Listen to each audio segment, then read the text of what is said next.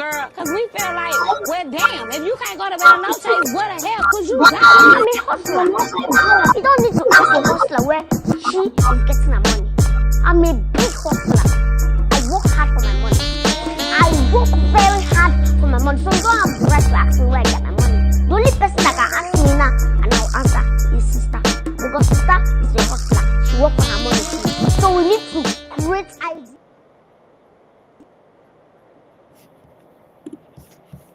Upsetting me in my home, girl, because we feel like, well, damn, if you can't go to bed on no chase, what the hell could you do? I'm a hustler. You don't need to ask a hustler where she is getting her money. I'm a big hustler. I work hard for my money. I work very hard for my money. So you don't have the right to ask me where I get my money. The only person that can ask me now and I'll answer is sister. Because sister is a hustler. She works for her money too. So we need to create ideas. Hey, y'all. Come on in. How's everybody doing? Now, this is back by popular demand. Y'all was on my head because I had not been back in a while, y'all, but I'm back today. I was out ripping and running, enjoying all of this beautiful weather, and spending too much money, but having a good time. But I miss y'all. Come in.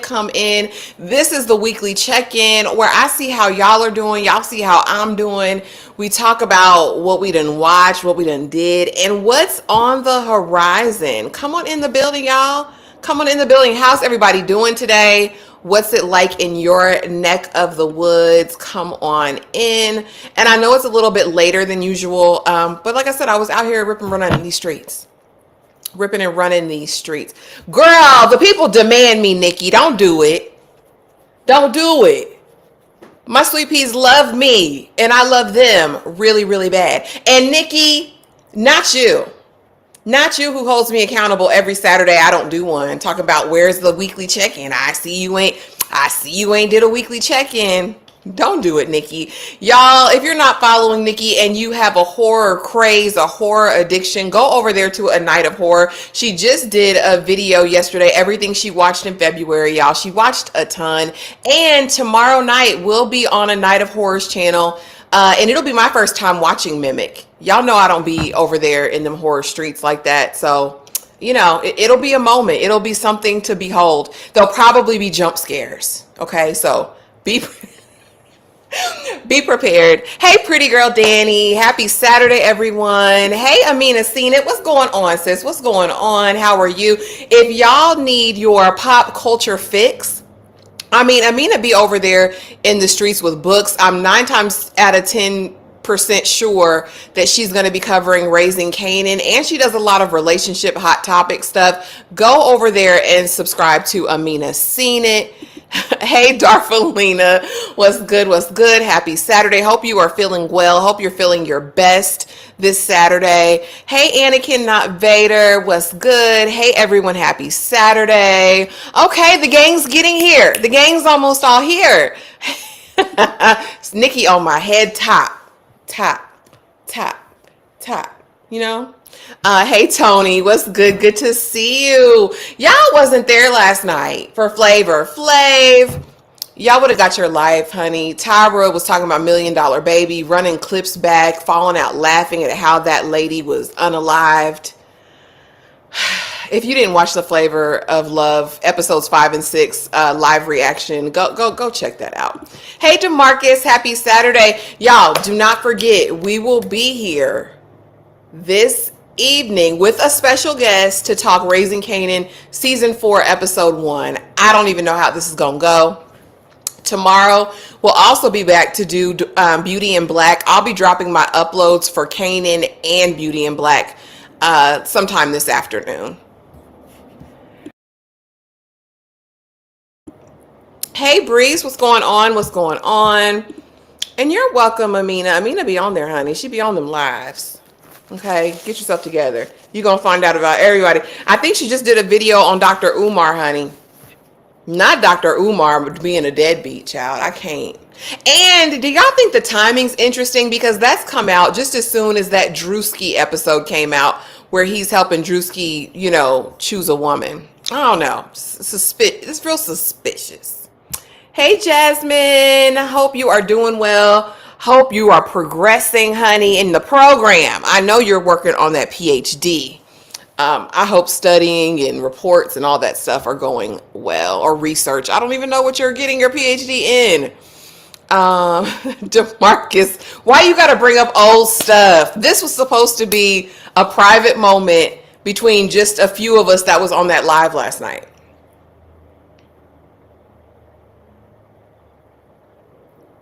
Yeah, it was supposed to be a secret. It was supposed to be between us. I can't believe you have a crush on Boosie. That was hilarious. Listen, when y'all said that Boosie looked like Flavor Flav, I had to put my foot down. I had to step in and I had to make my confession. These are my confessions. And I was just saying that to me, if I was a single, I might have went over there with Boosie bad at. I might have. Girl, you didn't want to come on for Raising Canaan. You said Lovecraft was enough. Don't do it, Nikki. You said Lovecraft was enough. Hey, Zajester, what's good? What's good? Y'all really gonna keep this up? Okay, I'll see the next time I tell y'all some of my deep dark secrets. Bree says yes to Marcus, but we still love you, Ashley. We listen and low key just. I needed Miriam last night. Miriam is feeling under the weather. I saw that after the fact in the Discord. But yeah, if y'all are not in the Discord, go to the collective Discord. I put it in the chat. It's kind of at the very beginning of the chat. I also posted the link if you want to become a member and join us for tonight's blockbuster movie night. We will be watching My Pick, and I'll reveal that a little bit later for those who are new here. Dr. Umar, a Philly scammer being a deadbeat tracks. Yes, so his daughter came out. One of his children, his 22-year-old, I guess. And I guess he has a daughter who's a minor, who's younger than that. But she came out, I don't know if it was on TikTok, Instagram, whatever, but she was like, this, activist revolutionary that he claims to be, in the Black community doesn't even have any contact with me. He won't talk to me. I tried to reach out. I really just want a conversation and I want to meet with my sister. And baby, he got on here and called her a struggle streamer and said her mama was a smurf, and he wanted to, let your mama explain why I haven't seen you. And the question is, she's 22 now. Even if mom had been problematic while his daughter was a minor, when she got grown, the door should have been open. That should have been, let me reach out to you, have a conversation about the dynamics. Because I've seen mothers who will keep, for whatever reason, won't allow their child to see the father for whatever reason. But I don't know. I didn't like how he came on talking about how, well, I pay child support. Like, there's things, y'all. There's things. But I'm disappointed. Black queens forever. Snow bunnies never. Black queens forever. Snow bunnies never. It's a shame. It's a shame. Oh, I'm in a communication studies program with a concentration on media industry studies. Okay, girl. I'm here for it, Jazmine. What are you going to do? What are you going to do after you have the PhD? Critical says, I'm still shocked. Why didn't I what? Why didn't I what, Jacob? And welcome.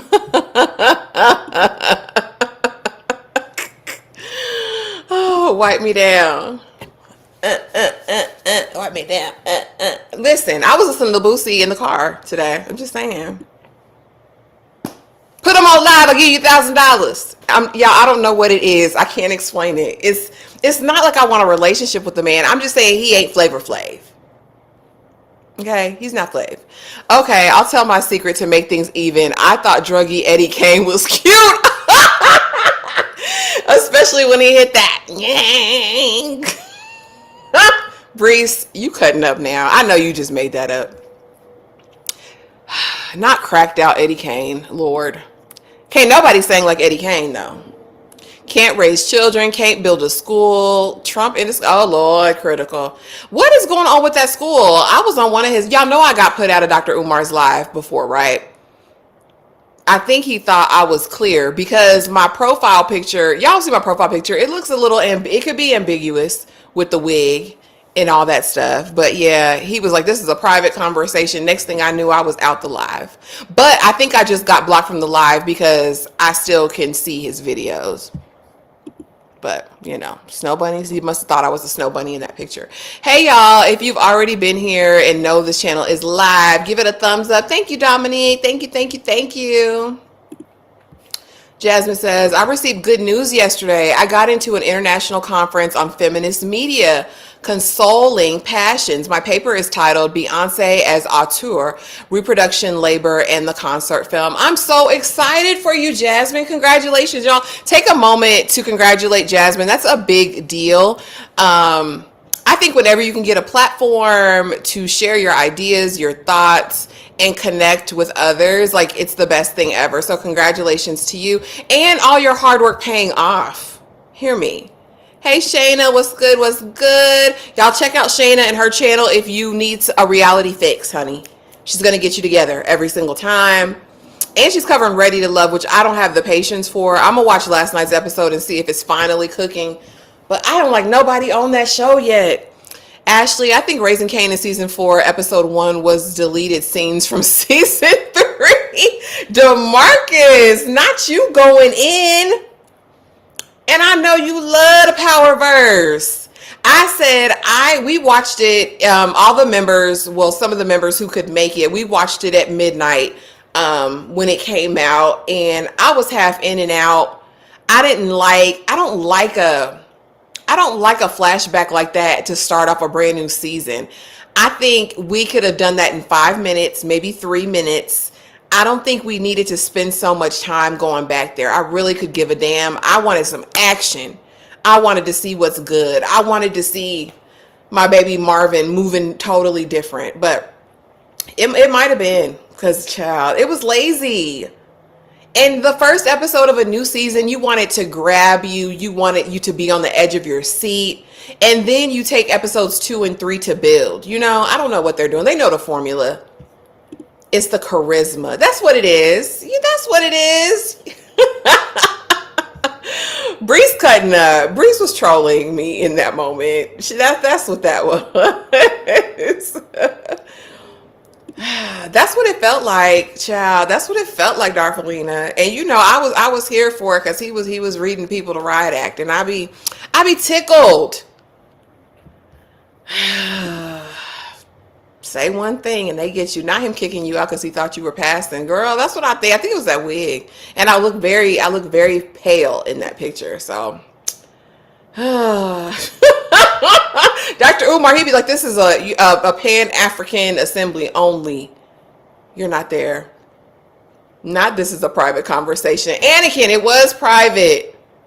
It was just because only like 30 people was on the Flavor of Love live last night. So we were just cutting up in full regalia. We were just cutting up. So yeah. I've been around his school and it looked abandoned. So and then that's what came out too. So the daughter came out. Then this other chick with locks, this 27-year-old, apparently that he had lunch with, talking about what did he say? Business over back shots is what he said.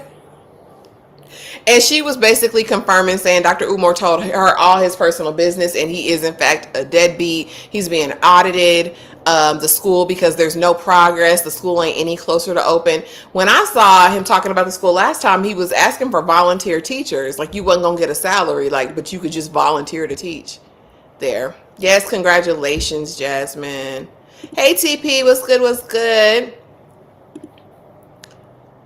I know this is off topic, but Ashley, girl, you need to watch this movie on BET On Demand by Monique, her husband Sydney, and Lee Daniels, called The Reading. Is that horror? I feel like that's horror. I feel like I've seen something about that. My secret is I love Louis from Snowfall, and crackhead Wanda was sexy to me. You know what, DeMarcus? Louis can go straight to the fiery pits. Louis will never be A-okay in my book. Louis... And see, she started out so strong. Season 1, I love Louis down. And the way, I don't even want to talk about Louis, but Wanda big fine to this day. Gail Bean, yeah. And if you watched that last season of Harlem, honey, Gail Bean was over there. She said spread eagle on the couch. Yes, congrats, Jazmine. Congrats. Will you post a video on your channel? Yes, Jazmine has a channel as well. Have you been posting, girl? I ain't got no alerts. Thank you, Ashley. The Discord group has really been my outlet. Yay! I hope y'all are liking the Discord. And if you ever have any suggestions, or y'all feel like y'all want to host a movie night over there and stream a movie, put it in the suggestion box, message me, and just let me know. Or if you're interested in being a moderator over there on the Discord, because I think we're up to 131 people now. So, and I think we only have 3 or 4 mods. So let me know if you want to be a mod, and I will put you on over there. But yes, yay. Yes, congratulations. Hey, Brittany, good to see you, girl. Good to see you. I'm trying to let them cook, but Shayna, I be needing instant gratification. I need season 1 Ready to Love vibes. That's the season that got me hooked. That's the season that did it. I don't know. I feel like Ready to Love Philly, I don't know where they got this selection of people from. Men, namely the men. And some of the women are just different. Like, girl, are you really here to find love, or are you just trying to be mean? Like, I don't get it. And a lot of the men have ambiguous careers, and I'm like, what is it that you do? And then a lot of baby mamas, and I'm just like, is this, I know that's not Philly though. I know that's not Philly. Like, I know there's better and more in Philly. I don't know. Maybe they just weren't checking for the show. Oh, awesome. Awesome, awesome.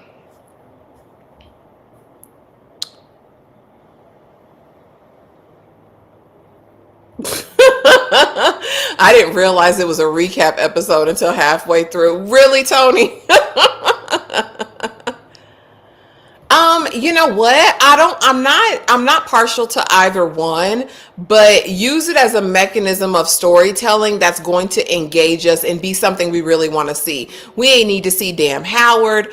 I don't give a damn about Unique stalking them and watching the every move. And like, I mean, it was cool, okay, but we didn't need to be there with this friend he owes money to. Like, if you're gonna go there, it needs to be something really hard hitting and like impactful. And I feel like it was just laziness. We could have progressed in the story. Like, I don't care. Oh, he knows what happened to Ronnie. He went to see, okay, and like, I don't care. Just Unique come back and let me see what type of time you're on. And I really don't like that they made Unique jacked up in the face and he's a lunatic. So is he going to be Ronnie 2.0, or is he going to be this new Unique? But like I said, I'm for it as a mechanism, but let's not just depend on that solely. And if you're going to do a flashback, don't do it in the first episode. Or if you do, make it make sense. Make it lead to something. We didn't give a damn about rocking that in her pregnancy. Whoop-de-doo ding dong. And I surely didn't give a damn about Kane and Granddaddy. Or his grandmama. I don't care about neither one of them people. I don't. Let the main thing be the main thing.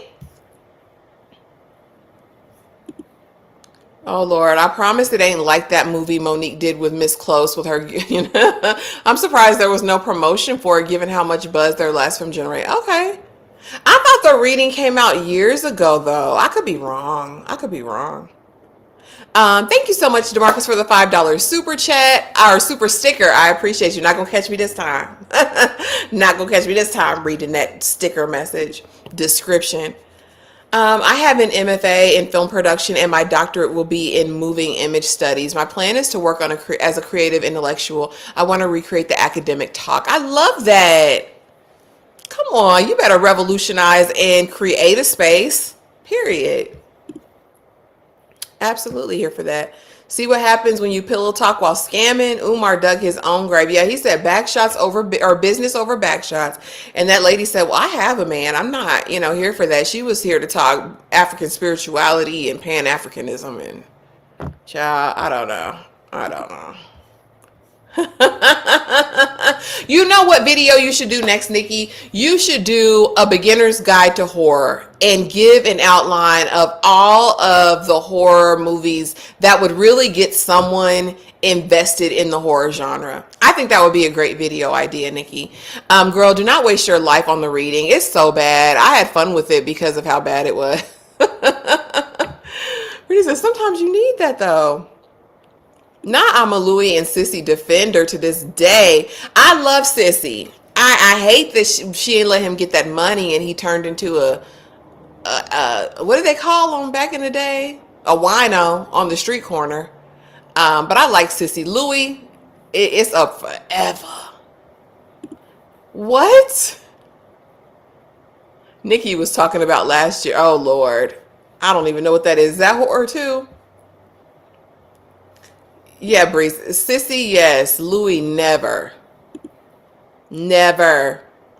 Reality shows are going downhill and need some creativity. I think, and what the issue is, everyone's trying to outdo each other in the reality space, especially when it comes to dating shows. But the thing of it is, they don't need to be heavily produced. People are going to react to people in any situation. So I think if they do proper vetting and get the right cast, it'll do it itself. Like, you don't have to, create these made up storylines and try to outdo the other one. People are going to people. That's where Married at First Sight has gone wrong, in my opinion. They're trying to make it a spectacle when they could just stick to the original origins, genuinely trying to find good matches for people, because people are going to people and the drama is going to come either way. You don't have to manufacture it, and it takes something away from the authenticity of it. I hate that you naked and fine. Me too, girl. It's depressing. Because who we going to look at over here now? And they about to take out Marvin. I feel it in my spirit. He's going up yonder. He's about to go up yonder. And I just, it's terrible. He's going to get back to himself because he's damn sure not Breeze. But I'm glad they got flashbacks out of the way. They better not have a single flashback in episode 2. They better not have a single one. Unique is turning into the dog Cujo and bite the hand that saved him. That part. Because I'm like, what is all this animus towards Rock and her family? Ronnie was the one who did you dirt, Bookie. Your brother. I always wanted a brother. Yeah, that's right. Like, after all this time, now Kanan cares about school. He don't give a damn. He just ain't trying to go to the Pinta. The reading is from 2023. Okay. Critical says, Jazz, we need the videos ASAP. Ooh, that's a good idea. I'm telling you, because that's what I be needing. I just don't know where to start, I just be watching the stuff that comes out that people have slated, or, what y'all choose for like a watch along. But I don't know nothing about horror, where to start, what the best ones are for a beginner. I don't know nothing about that. I just get in where I fit in. We all knew she was going to flush it anyways. And are they trying to make a way for Kanan to find and use inspiration from his family to crap? It's just, I don't get it. And they better, like, I just feel like Uncle Tony is going to be problematic. That's who's going to get Marvin unalived. I feel like Lulu's going to last forever, and that's going to be annoying as hell because I feel like he's such a liability. Jukebox got another girlfriend with judgmental parents. Like, it just seems like wash, rinse, and repeat. Not an unintentional comedy. Okay, it might have come out earlier. I know I never heard of it before, and I just checked BET On Demand a few weeks ago, and it was on there. Yeah, it wasn't a great movie, but the twist in the plot did gag me. Y'all be ready, because I'm going to be coming back, and we're going to be talking about, I'm going to be talking about it. Single Black Female 3. Lifetime has done it again with this foolishness. If you haven't seen it, it's a sight to behold. It's truly a spectacle. I'm not saying it's good or great, but it is something to watch, and it'll be out next week. Yeah, I don't know what that is. Does anyone watch Traitors though? Baby, I fell in love with Traitors last season when Phaedra was on there. I tried to get into it this season. I really didn't like the cast. How is it going? I know D Movie Man was covering it weekly. And I know I made a channel for it in the Discord. Is anybody watching Traitors? Let Brittany know, because I'm not caught up on this season. I think I only watched 2 or 3 episodes. They was bringing those Survivor people in, and I was like, Definitely Unique Scar. Definitely unique scar. Because I don't know why they violated his face like that. Marvin gotta go, turned up juke by, oh Lord. The Ronnie inside all of us. It's hard for people to come to the realization that family will hurt you. Unique will get it. Baby, sometimes family will hurt you worse than anybody ever could imagine on the street. Because they have the access. You know what I mean? It's easy. They definitely taking Marvin out. No one cares about Lulu like that. They're going to take him out first, make Lou cry again, and take him out. Child, at this point, I don't need it. I mean, I want Marvin because I really loved his arc over the last season. I thought he had a full, like, 360 moment, like, or 180, whatever it is. Y'all know people turn around. Yeah, I really enjoyed him. And he fine. Like, I need at least him. A horrors beginner guide would make a great TikTok too. That part critical. Let her know. Let Nikki know. I wonder if King Nikki, oh Lord. I wonder if King Nikki like early Tyler because he reminds me of Ronnie. Let me see. I actually like Jessica for Lulu. I don't trust her. I don't trust her. I don't trust her. I don't trust her.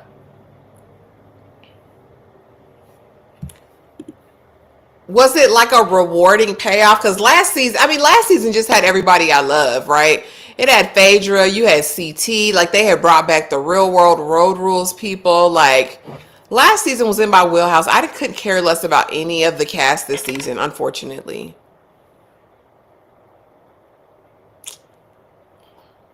I wanted to. Phaedra made it for me, honestly. The last season I watched. That was the first season I watched.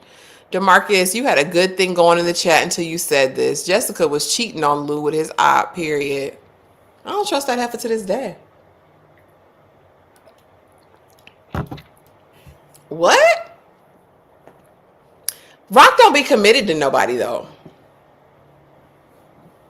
Rock ain't committed to none of these people she smashed. And they know what it is. They know what time it is. Because when she was smashing Unique still had his whole baby mama at the crib. Like, it wasn't... Now, he might have been falling in love. Rock don't love them hoes. Rock does not love them hoes, honey. I want to watch... They say go and watch the original UK version. They say it's so good. I like the premise of it. The finale reunion just aired. I love it in general, but this season had me mad because the person I was rooting for got betrayed at the last minute. Was it the black chick from Survivor? Because I don't know how she would have got played because she was diabolical from the begin. Now she chew chocolate for you to hate her. This season was messy though. Okay, I'm gonna have to check it out. Y'all, this week I've really been catching up on everything. Y'all know I dropped a bunch of videos. We talked Devil in the Family, the fall of Ruby Frankie, the true crime, and we're thinking about implementing more true crime going forward. Y'all, my nose has been bleeding. Like my sinuses are out of control. I think it's like seasonal allergies. But we covered that. We watched Dead Presidents. I watched that for the first time. We did a live reaction for that. I covered Daredevil. I have a ton of stuff coming out next week. I'll be dropping uploads for Adolescence, Long Bright River, Wheel of Time is back next week. There is so much content. So please make sure if you're not already subscribed. Make sure you have the notification bell on because I'm going to be uploading a ton in addition to our lives next week. Yep, Long Bright River, Wheel of Time, Dope Thief, Adolescence, and then of course we'll be covering Power Book, Kanan weekly, Daredevil I'll be covering weekly. It's a lot of stuff coming. The Good American, that's the series on Hulu about Natalia Grace.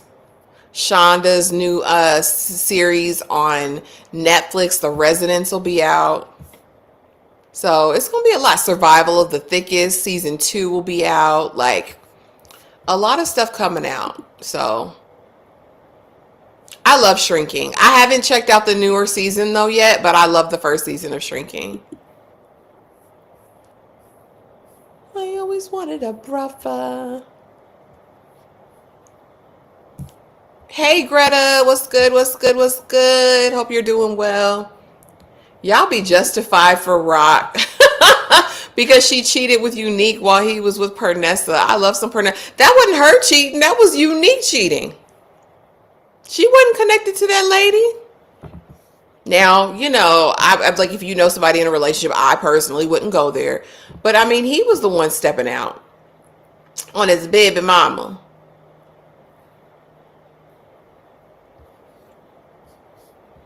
You know what? And I have a snake plant in the house. But I can't keep a lot of house plants because they have gnats, y'all, and I can't do critters of any kind. And this is the only plant I've ever had, the only house plant I've ever had that that doesn't draw those little gnats to it. I can't take it. Now I'm over here chuckling at Dr. Umar kicked you out because he thought you was one of them. Listen, you should have told him. I didn't have a chance. I didn't have a chance. I was out of it. Have you ever watched? I love it. It's really, really good. I watched The Pit. There's so much I watch I don't talk about, y'all. But yeah, I be over there in the Apple TV streets. Tough. I started watching Surface finally. Um, yeah, Apple TV. What, Darfalina? What? It's so good, y'all. Watch Wheel of Time. No, and it's not for everybody. A lot of people don't like epic fantasy. I love it because I read all the books, the Robert Jordan series ages ago. And so I have like a built-in investment, but I know it ain't for everybody. I'm a love a fantasy down every single time though.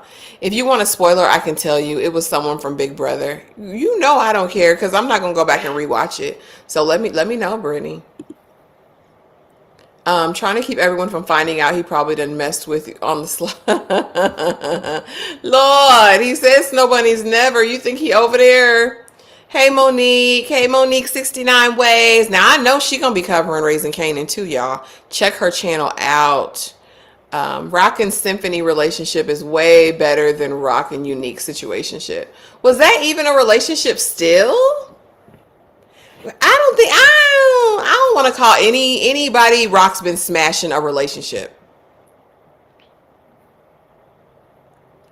How is that? When that man said he smoked crack and do coke, I said, what in the world? Isn't it the same thing? I think I just watched like the first 5 minutes because it auto played one night. I'm finally watching Apple TV. Girl, go over there and get your life together. Apple TV has some exceptional series. So good. Okay. 1,000 Blows is fire. Nobody came through and really watched that video, but I watched that series and did a whole upload for it. 1,000 Blows was incredible. If you don't mind a period piece, if you enjoyed Harlots, if you watch Peaky Blinders, if you're into any of those period pieces, and especially want insight into the Jamaican immigration experience to Europe in that time frame, I think it's an exceptional story. You have, oh boy, what's his name? Malachi Kirby. Malachi Kirby, I believe, who was in the redone Roots. He's Jamaican, and he goes over for a better opportunity with his best friend. It is just such a great story. And it's based on true people's lives, right? Loosely based, dramatized, but it is so good. So good, y'all. 1,000 Blows is chef's kiss to me, and it's a quick bingeable watch, and they're going to do a part 2. They already are set up to do the part 2 of season 1, I believe. And Paradise is exceptional too. Paradise, 10 out of 10. I barely have any notes for Paradise. Paradise was an incredible series. I really wanted us to cover it weekly, but the way they dropped it made it so impossible. They dropped 3 episodes here, 2 episodes here, an episode here. It was just very odd. But Paradise, Sterling K. Brown, James Marsden, that Julianne Heffa over there, they all acted down. And it's just great storytelling. I believe Dan Fogelman is the creator, showrunner. He also did This Is Us. if that gives you any insight. But it was a great series. Paradise, I'll take 14 of them. Exceptional. Give me 14 more. Okay. I'm so ready. And I have an upload for that too, y'all. So go check those out. I have a couple. I'm so ready for spring and warm weather, but them seasonal allergies, listen.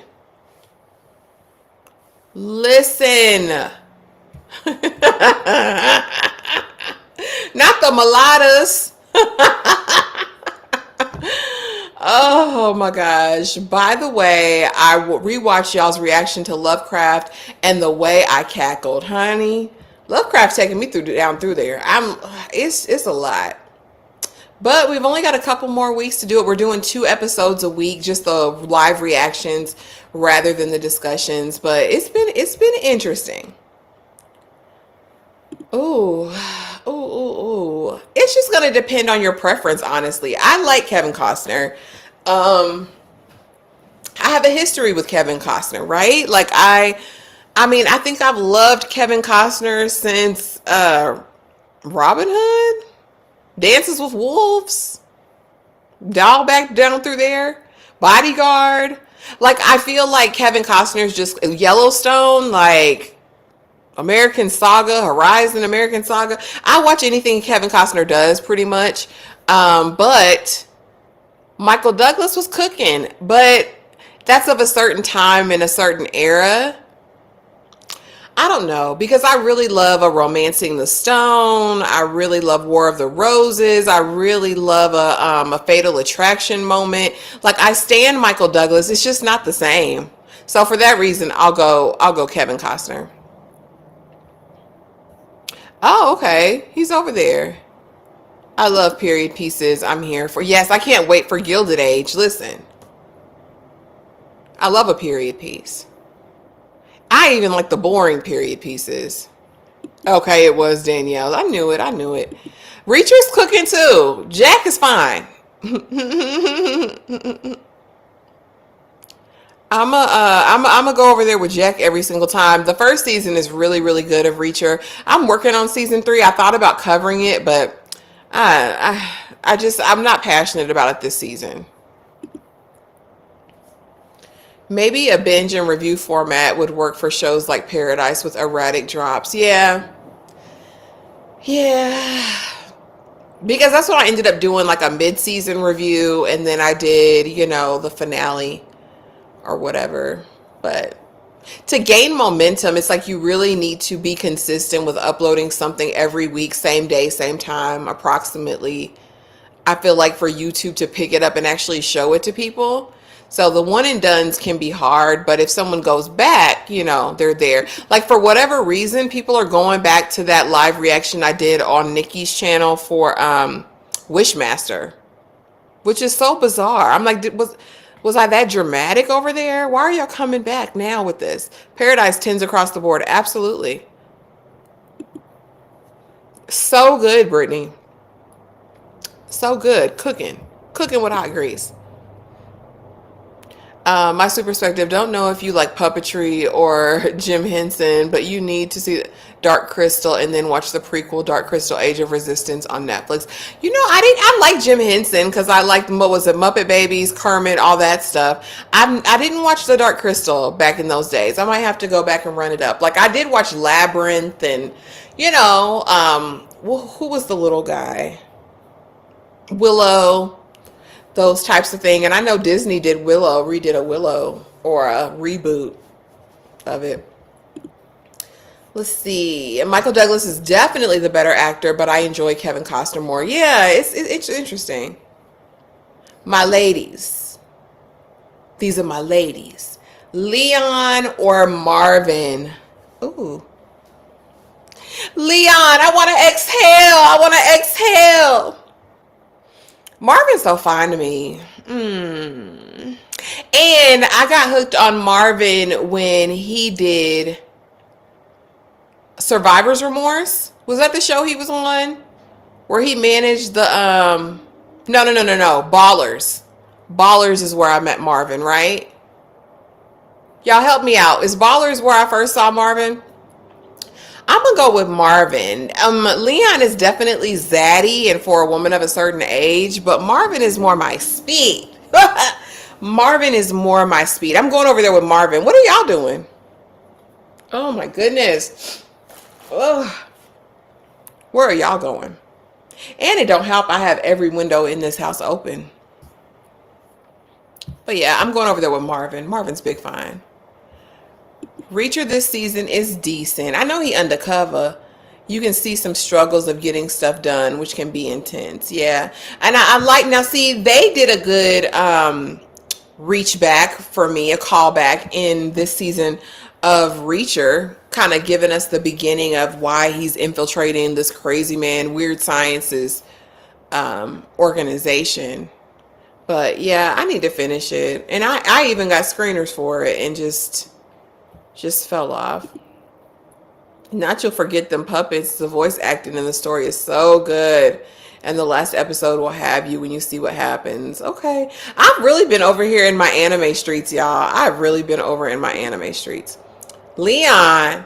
Leon never been fine. I'm sorry. It's Marvin for me. What? Ain't no competition. Leon, what are you saying? It was Ballers. Thank you, y'all. Marvin. I'm going over there with Marvin. Okay, yeah, that's where I first met Marvin. I think, yeah, Ballers. I liked Ballers. I thought that was a good show. That's where I got hooked on John David Washington, too.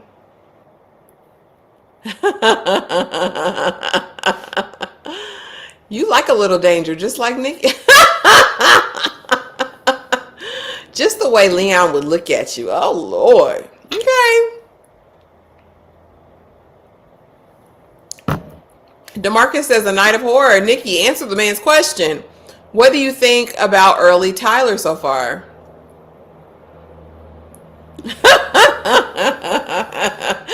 Breeze.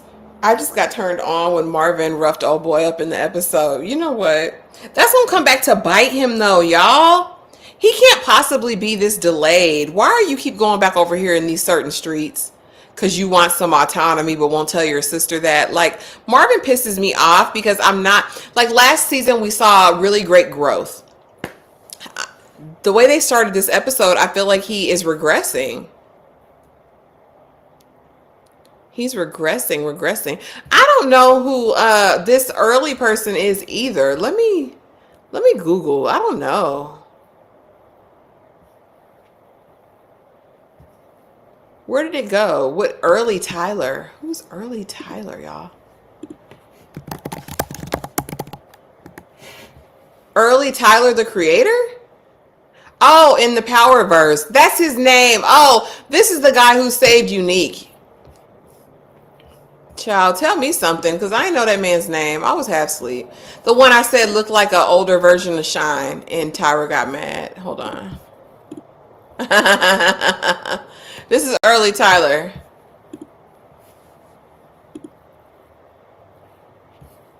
Child, why these things have all these ads? Y'all know I don't like an ad or a commercial. Let me just go to images, because I don't like that. Yeah, it's this guy from the thing. Am I showing it? Yeah.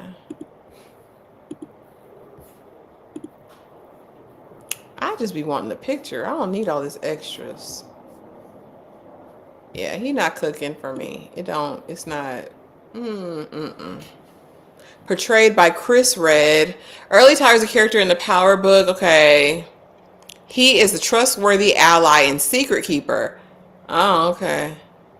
A neighborhood institution and a good friend to have in your corner if you can afford the high financial price of friendship. He owned a barbershop for 4 minutes, which the Board of Health shut down after being infested with lice from a customer. Someone who writes these wikis. Helps Unique recuperate while Unique secretly recovers and plays. Early is impatiently expecting his payment. Ciao, whatever.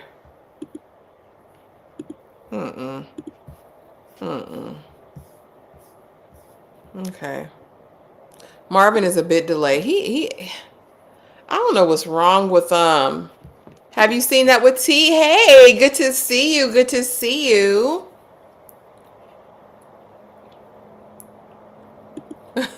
What? In real life, critical? Ooh.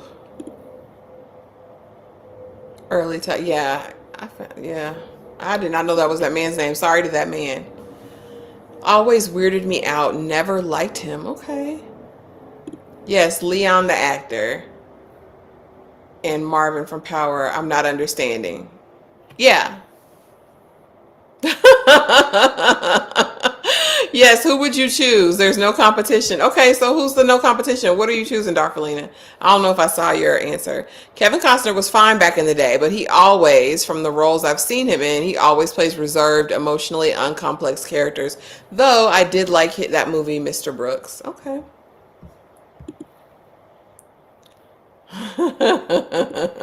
No, I'm good. In real life, he got fired for it. Girl, what did she have no other options? What Kenan Thomas? What does his wife look like? Hold on, because I need to put faces. Because he's why would you cheat with him of all the people? Oh Lord. Mm. Mm. Mm. Well, I mean, what can I say? In the words of JJ, what can I say? I mean, choices. People, have preferences that they like and choose. But dang, what a person to cheat with. Mm, mm, mm, mm, mm. Well,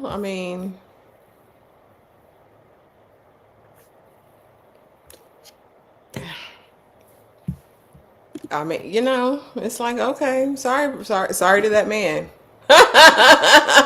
Sorry to that man. Yeah. Yeah. Yeah.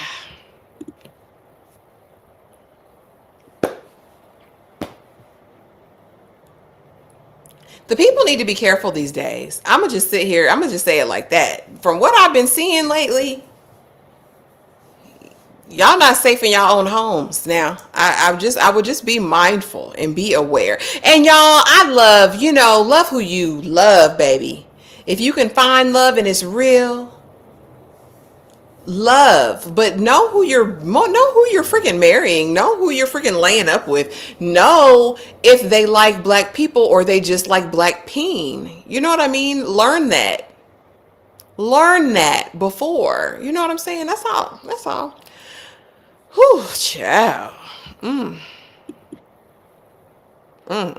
and with him, and of all the people to cheat with, lord, of all the people to cheat with, lord.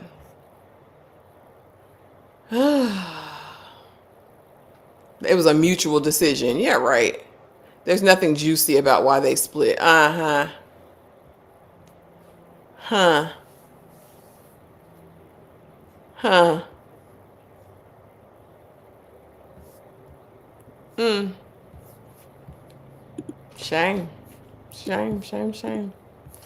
And don't ask me why, but for some reason, I literally watched Robin Hood, Prince of Thieves 100 times as a kid. I swear it had nothing to do with the tights. I'm sure.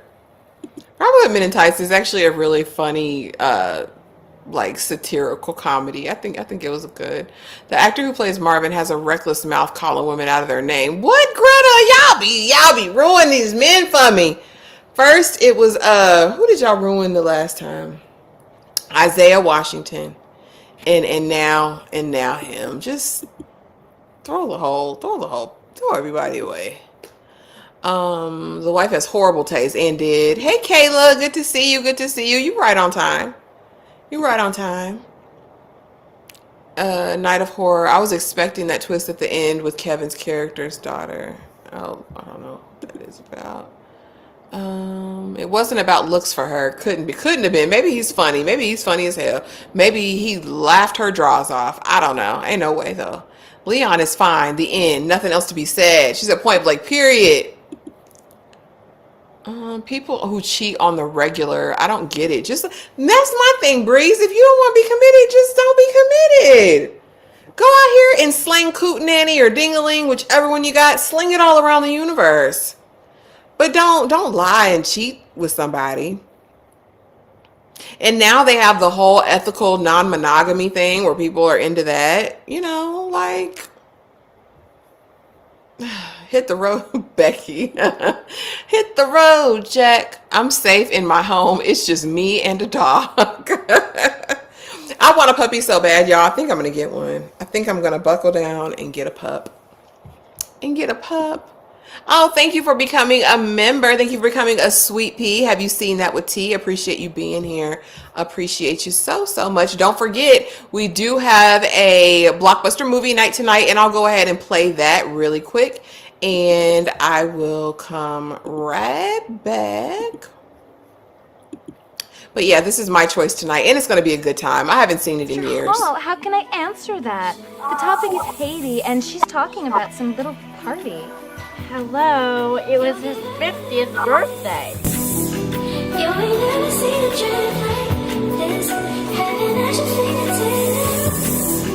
Don't you let a minute slip, just say you.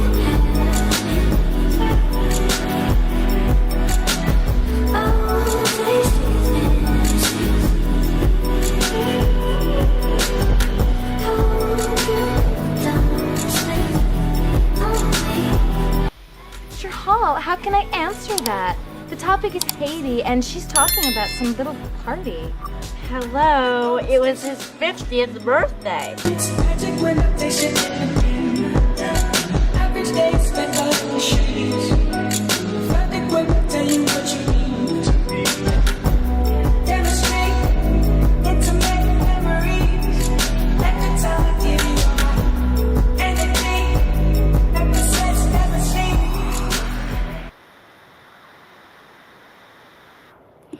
Yeah, I think I want a, what is it called? A cockapoo. I think I want a cockapoo. I think that's what I want. I found some breeders that are not too far from me. It's just such an investment. It's just such an investment to do it. Sometimes you got to cheat to make a point. Really, Darfling? Or so I've heard. Oh, goodness. Hug that like button. Thank you, Book Skirts and Purrs. Hey, Leslie, how are you doing?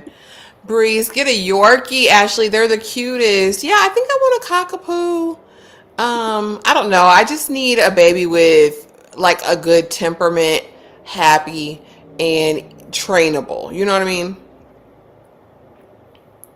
Don't get a puppy. Adopt an older dog. That's my advice. I don't want no old dog that's just going to croak in 2 months. I need the most longevity, Nikki. But there are, I don't know, maybe there's it doesn't have to be a specialized thing. I am open to getting a puppy that's like displaced or unhoused, unhomed, whatever. I'm open to that. But older dogs are trained already. I just want them to have a long life. Child, I had to Google Chris Red's photo like, oh, okay, that was a choice. Absolutely, Brittany, because I don't get it. Ain't no way. Ain't no way. I hope though, I know he didn't write a prenup clause to cut her out of his pockets if she cheated. Listen, I hope so. Especially after he was on that one doc talking about, Demi Lovato's doc talking about how his accountant stole all his money from Nickelodeon or wherever they were at. Y'all, the rumor is that Shamik Moore is supposed to be on Raising Kanan season 4 or 5. Who y'all think he could play if it's true? Now that could be Breeze. I like Shamik. He's from The Get Down, right? I like him. Bring him immediately. He could be Breeze, right?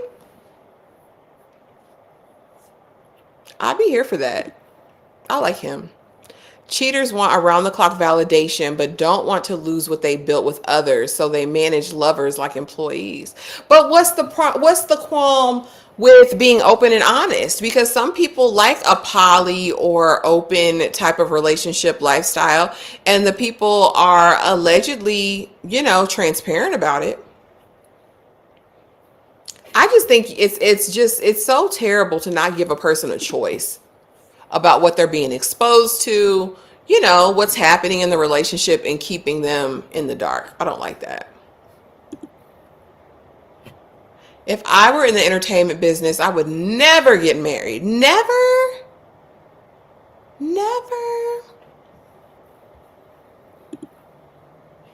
As long as you adopt, I support it. A puppy is like raising a kid, though, so be prepared.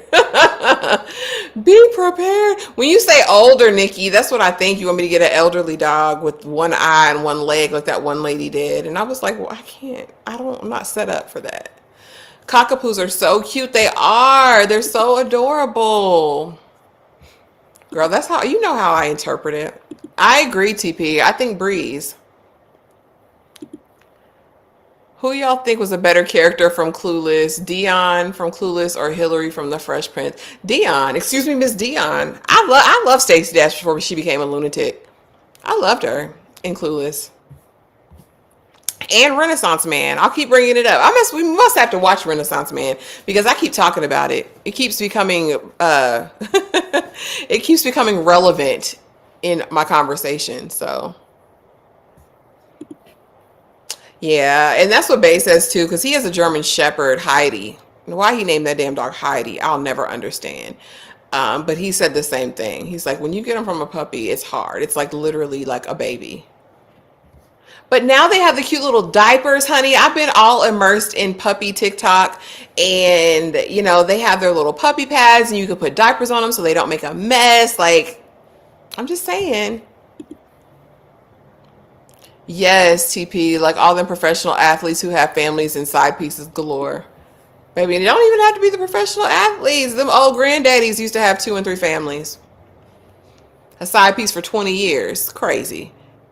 And I love The Get Down. Yes, The Get Down was so good. I'm so disappointed that they canceled that. Netflix was in their bag. In that era, like that period of time where they did when they did Daredevil, Luke Cage, Punisher, and then they had like The Get Down. That was a great era for Netflix. It really, really was. So good.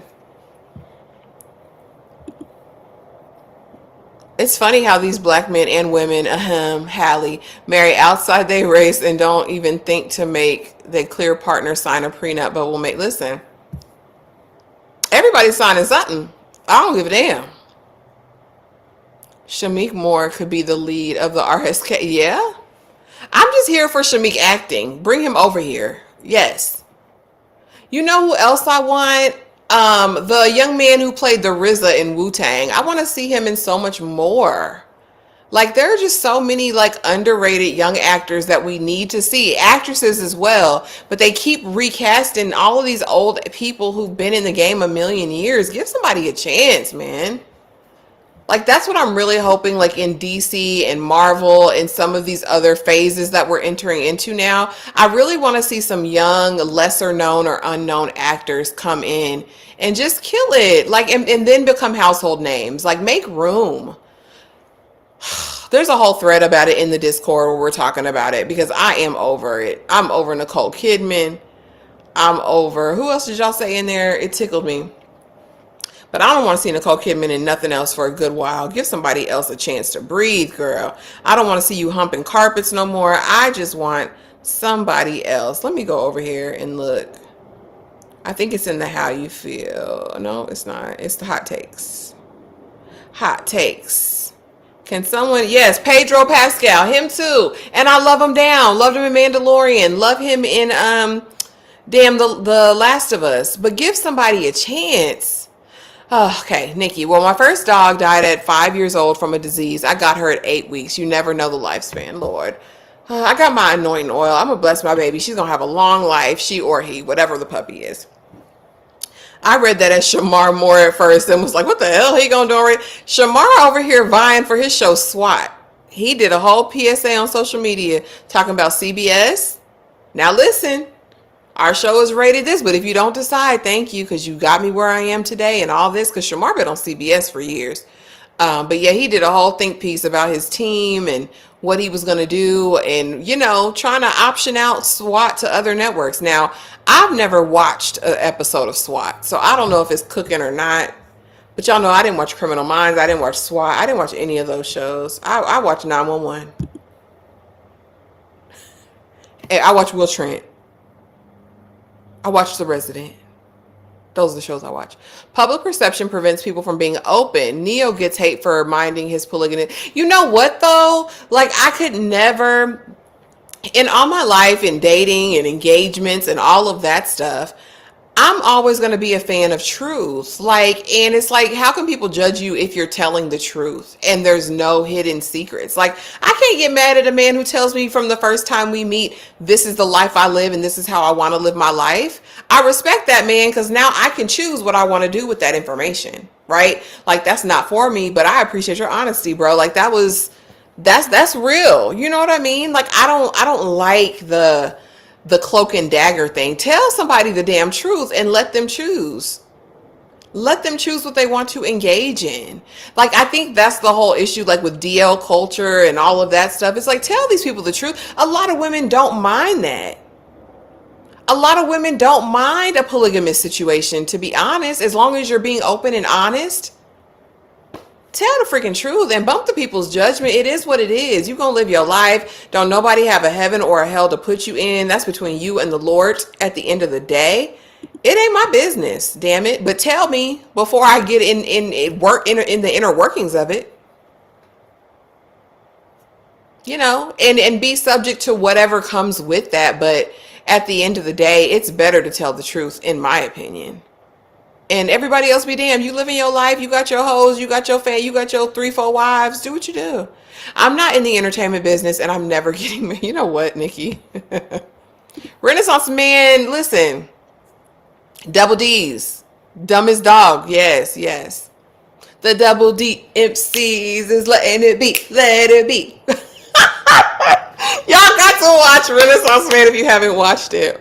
It's good. I'd want a small or medium-sized dog. I'd have to work through my fear for a large dog. Oh no, I didn't know. So now I want to know, pretty girl, was there an event that triggered your fear for dogs? Because I'm always curious about people who are scared of dogs. Because all the dogs that I've met in my life have been so warm and friendly. I haven't met like a rabid or like mean dog before. So I'm always curious about people's fear. And it can be little dog. Like, I've seen grown men like just, oh my gosh, I can't, you know. And I always think it's got to be based on some sort of trauma. Dion is iconic, but Hillary is my preferred black spoiled rich girl. I overstand. When I say older, I mean at least 1 year, which is still a puppy. Okay. Okay. Why not, Nikki? Dane mentioned he was going to propose. Wear the ring, Dane. Where's it? Well, Dane don't be over here. But I'm going to ask him next time I see him. Marriage is great. I'm married now, but if I was in the entertainment business, I wouldn't recommend it. It comes with a lot of, just like the young athletes, unless you're like Doug Christie, I don't know, and have a Jackie Christie, like it's hard. The temptation is beyond what a normal person can comprehend sometimes, I think, for people in that space. And it will probably just be wise if you have no self-control or, you know, you struggle in that manner to not bring somebody into that with you. But listen, on the other side of that, some women are willing to pay to play, like, or willing to get paid to let him play. I'll say that, you know? Or join Big Brother, Big Sister. Paradise Fontaine could be Breeze in Raising Kanan. Okay. Well, they and Holly Weird, where open relationships are as common as Starbucks on every corner. So I don't know why any of them celebrities cheat. Look at Monique. Listen, she say daddy do what he want to do. I do too, book skirts and purrs. Now, here's the thing. People are in there talking about how they didn't like the first 2 episodes of Daredevil. Well, Rico was in the comments talking about it. And I don't think Disney did a messed up job with the property so far. I mean, there are things like I don't understand the Kirsten chick being there. Because, girl, who are you? Like, we don't know you. And I don't like how they're playing with Kingpin's woman, Vanessa. Like, I just don't like the way that she's been presented in these episodes. I know she's an op, but it's just very weird how they're bringing her in, bringing her out, and like the limited dialogue. But I'm not mad at what they're doing. I really thought they were gonna F it up, and I'm not mad at Daredevil so far. I'm not. Let's see. Hey, Tyra Raw, what's good? What's good? What's good? Y'all know we will be here 7:15 p.m. Eastern Standard with a special guest to talk Raising Kanan, the new season. Girl, who's Aston Sanders? Who that be? I don't know. Okay, what did I miss? Oh, she must be talking about the dog. Though I believe Monique agreed to an open relationship with Sydney because she knew he was going to cheat on her own. But and that's very sad in and of itself, because that's like I don't know, almost like a self-indictment of like your insecurity. You know that this man isn't going to be capable of being faithful to you, and so you accept this rather than finding a man who will be faithful. Because to me, it's not necessarily ever even about the woman, which is what got on my top about Married at First Sight and everybody condoning David's adulterous affair with the whore of Babylon. For me, cheating has always been a moral failing and a character flaw based on a choice that someone's made. It's never based on the other person, unless it's like some of that get back, but still, that's on you because you're making the choice to do it. I don't know. I just never have liked the idea of someone allowing another person to justify their actions. Like, you eat, it don't make me go to the bathroom. You know what I'm saying? Like, and it don't. It's about what I choose to do with that. It's gotta take responsibility. Yeah, Tyra watched it over there with the people. I watched the first 2 minutes and she was humping the floor. And it was too much for me. It was too much for me. But they watched it in the Discord and kikied. Tyra had everybody in there watching it. I didn't finish it though. I want to see Jarrell Jerome and Shamik more. Yes. Both of them. Both of them. There go Rico right there. I was just talking about you, Rico, and Daredevil. Girl, you know they puppy talk people are being paid just to make it look cute and easy because it's appealing. Don't be fooled. It looks like work. Hey y'all. Will Trent, it is. And is. I watch every episode faithfully, Breeze, and is. Will Trent, big time. Shamar been on CBS since I was in the single digits. I grew up on that gorgeous face. Yes. Yes, Shamar's been over there, so I know he's got allegiance. Would you be the type of pet owner to buy a stroller and clothes for your puppy? I don't know if I would do the stroller and clothes thing, but definitely some anything that's gonna keep my house clean, my well-appointed home clean, and my furniture. Yes, whatever that takes. But I'm not all into the pretense. A dog is a dog; it can walk. Jarrell got a newish movie on Prime called Unstoppable. Okay, I'll have to check it out.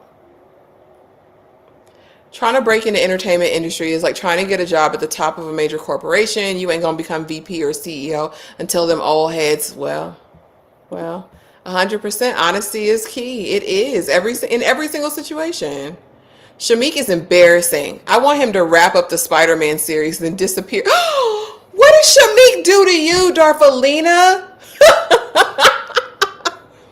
I was attacked by dogs as a kid. It's actually a crazy story. You got to give us a story time when you go live again. Or give us a story time tomorrow. We'll be on there tomorrow. I want to hear it. I love my dog. That's my son. I swear we've come so far in 1 year. Ah, Bainey. Big head. Always trying to be on camera. That's what Bane needs, his own channel. Bane has a channel, Tyra. Drop the link. You know everybody want to go see Bane and his adventures. Bane has a YouTube channel.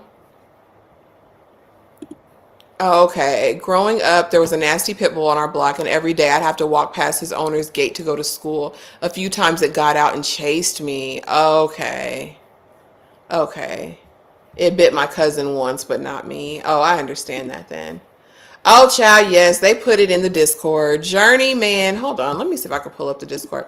Journey, oh, Lord, that was disheartening. I thought they were so in love. I'd be just on the outside, just happy for people, and they inner lives be just hell on wheels. Let me pull up the Discord, y'all, and show you guys, because someone dropped an article. I think it's under Lovecraft, yep. Let me go. Let me go. Let me know. Let me know. Oh, there it goes. Share. Yep. Journey Smollett's ex-husband wants half of her childhood acting coins, despite her paying him nearly $1 million since their divorce and $7,000 a month child support. She had this money since she was 3 years old. There is no way on God's green earth. No way on God's green earth. And why is she paying him child? He has custody? What? I don't understand. I didn't understand that part. I've been chased by dogs coming up as if I was Craig's daddy. Oh my gosh.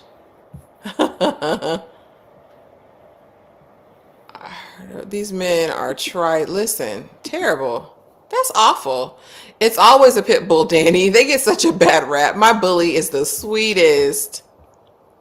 So anything bigger than a pit bull is automatically. I used to want a Mastiff or a Great Dane, but I refused to have one in this apartment, or I wanted an Akita or like a Chow. I like big dogs, but some of those are kind of mean. If we are monogamous, I have one rule: be honest and loyal. Someone told me that my expectations are too high. What?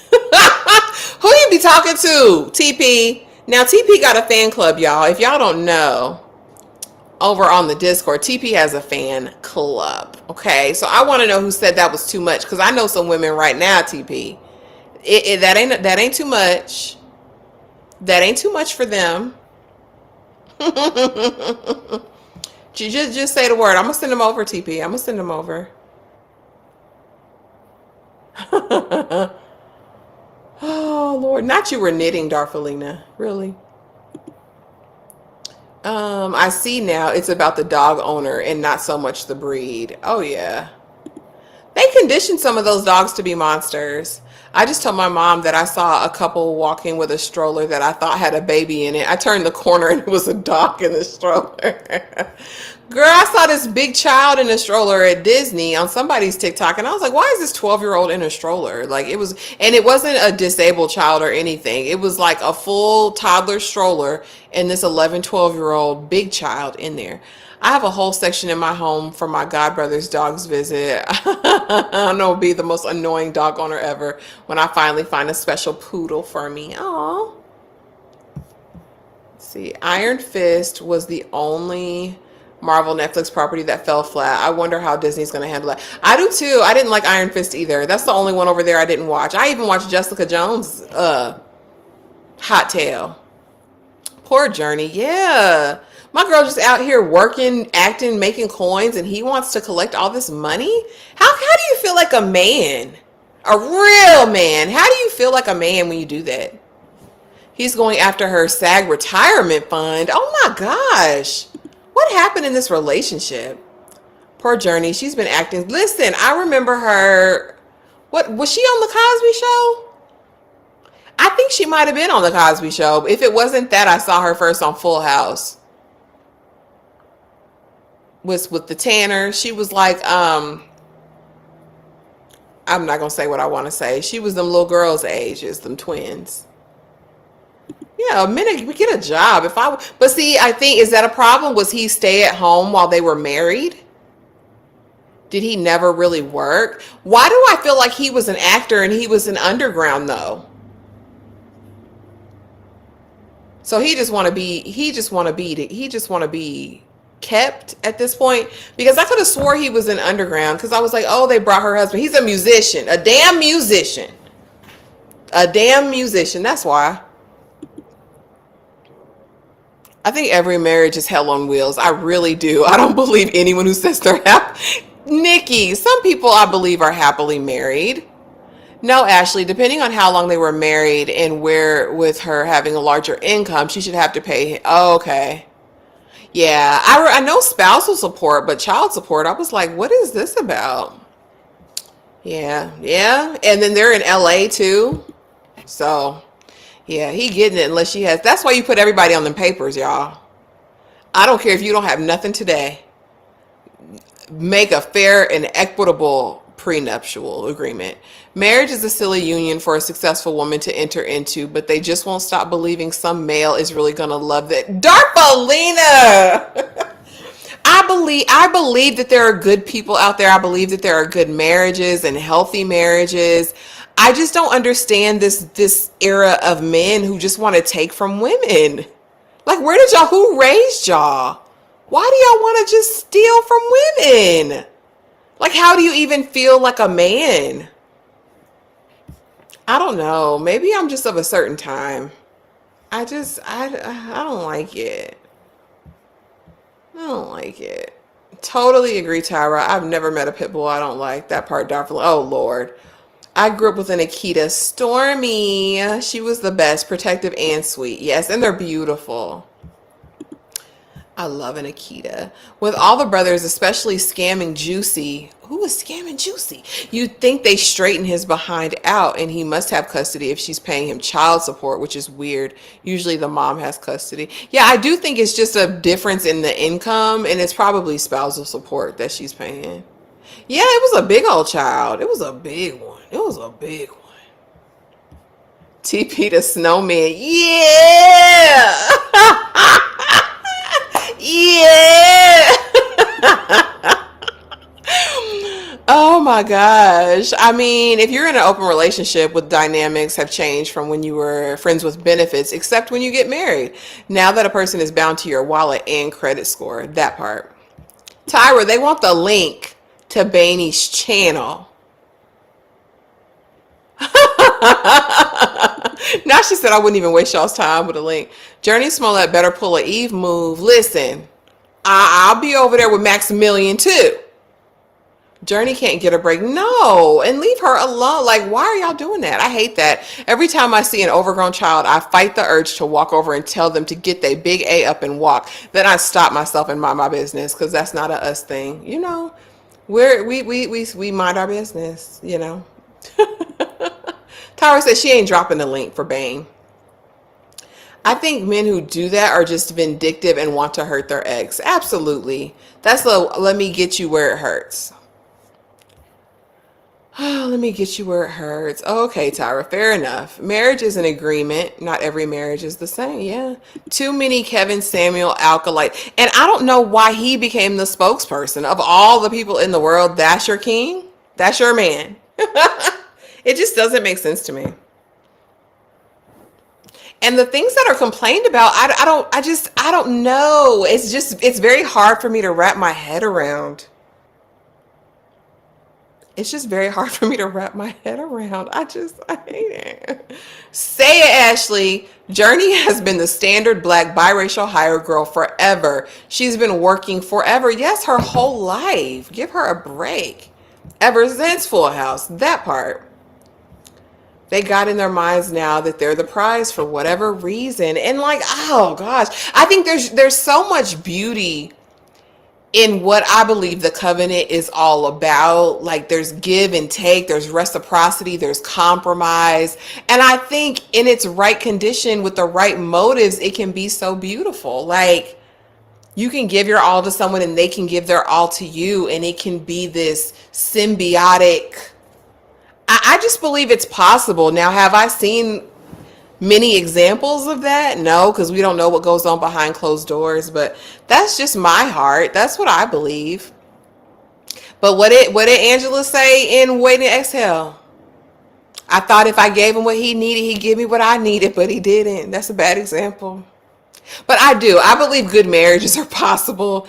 I know that there are still good men out here because I don't be seeing these men in real life that I see on the internet. And I think if a man is secure, both financially, mentally, physically, emotionally, he doesn't have these Kevin Samuel issues. He don't have these red pill podcast issues. I'm just saying. Because in real life, I don't be seeing them people acting like that, talking like that. If Journey had to pay up, then she got to work, which means he gets custody. She's not exactly the 20 million a project chick. Oh, I don't know. Where are the men that fix and build things from scratch, can fix a carburetor, chop down a tree, and make me a rocking chair, maybe even cook? Girl, they down here. They down here in the Carolinas, the Alabamas, the Mississippis. They down here. And I think there's, I think there's more than that. I think you can get that professional, well-paid man who also is a real man. Who you don't have to put gas in your car. You don't have to get your car washed. Like he gonna take out the trash. He gonna mop the floors. He's gonna do those things. I just think, is there a shortage just in good people, period, y'all? Because there's good people. Not this chat is wild. Oh, this is the community. These are the sweet peas. Let Nikki say it, the sweet and sour peas. The sweet and salty peas. I ain't doing all that. But I feel like for the person you love, you just do what you can. Like, I don't know. I just think if everyone went into it with the heart of, I want to serve you as you serve me, as we serve. I just think there's a beauty in that. There's a beauty in that. To me. But I just, that's just how I feel. But I'm a forever optimist, y'all, in real life. In these shows, they can get it. But in real life, I really am, The media promotes negativity, which raises more people to exhibit their toxic traits. People need to monitor who they look up to. The good outweighs the bad. Just go outside. Listen. That part, Erica, because I think when it's on TV, it's so polarized. I think it's so polarizing what you see because, again, people are a lot of times doing things for a check.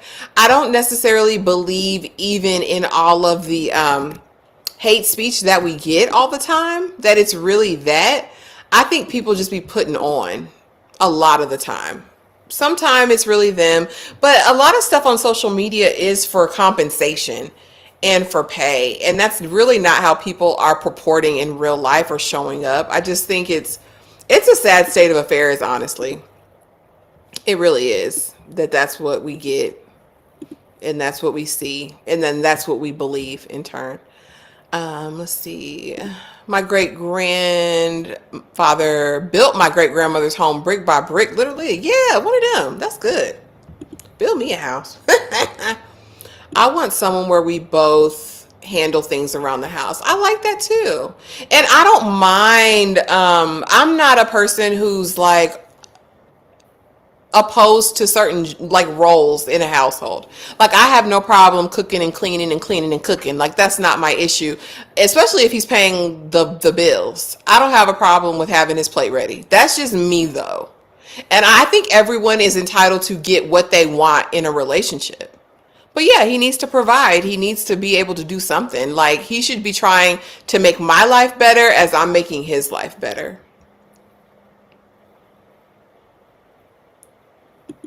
Yeah, it's just a shortage of good people, not just good men. Oh, I see that. I see it every day. Sometimes I'd be so disappointed. Well, a lot of times. As a single woman, I can attest, you're right, Ashley. The men on the internet are not out here in real life. They're not. And wouldn't dare say it to anyone's face. Everyone wants to be the damn prize. There is no damn prize in a relationship. If so, we're all door prizes anyway. Take that and walk away. Tyra, Nikki, let me know if y'all want the link. Y'all can come on and talk about it. I got time and space. Y'all want the link? I'll drop a link.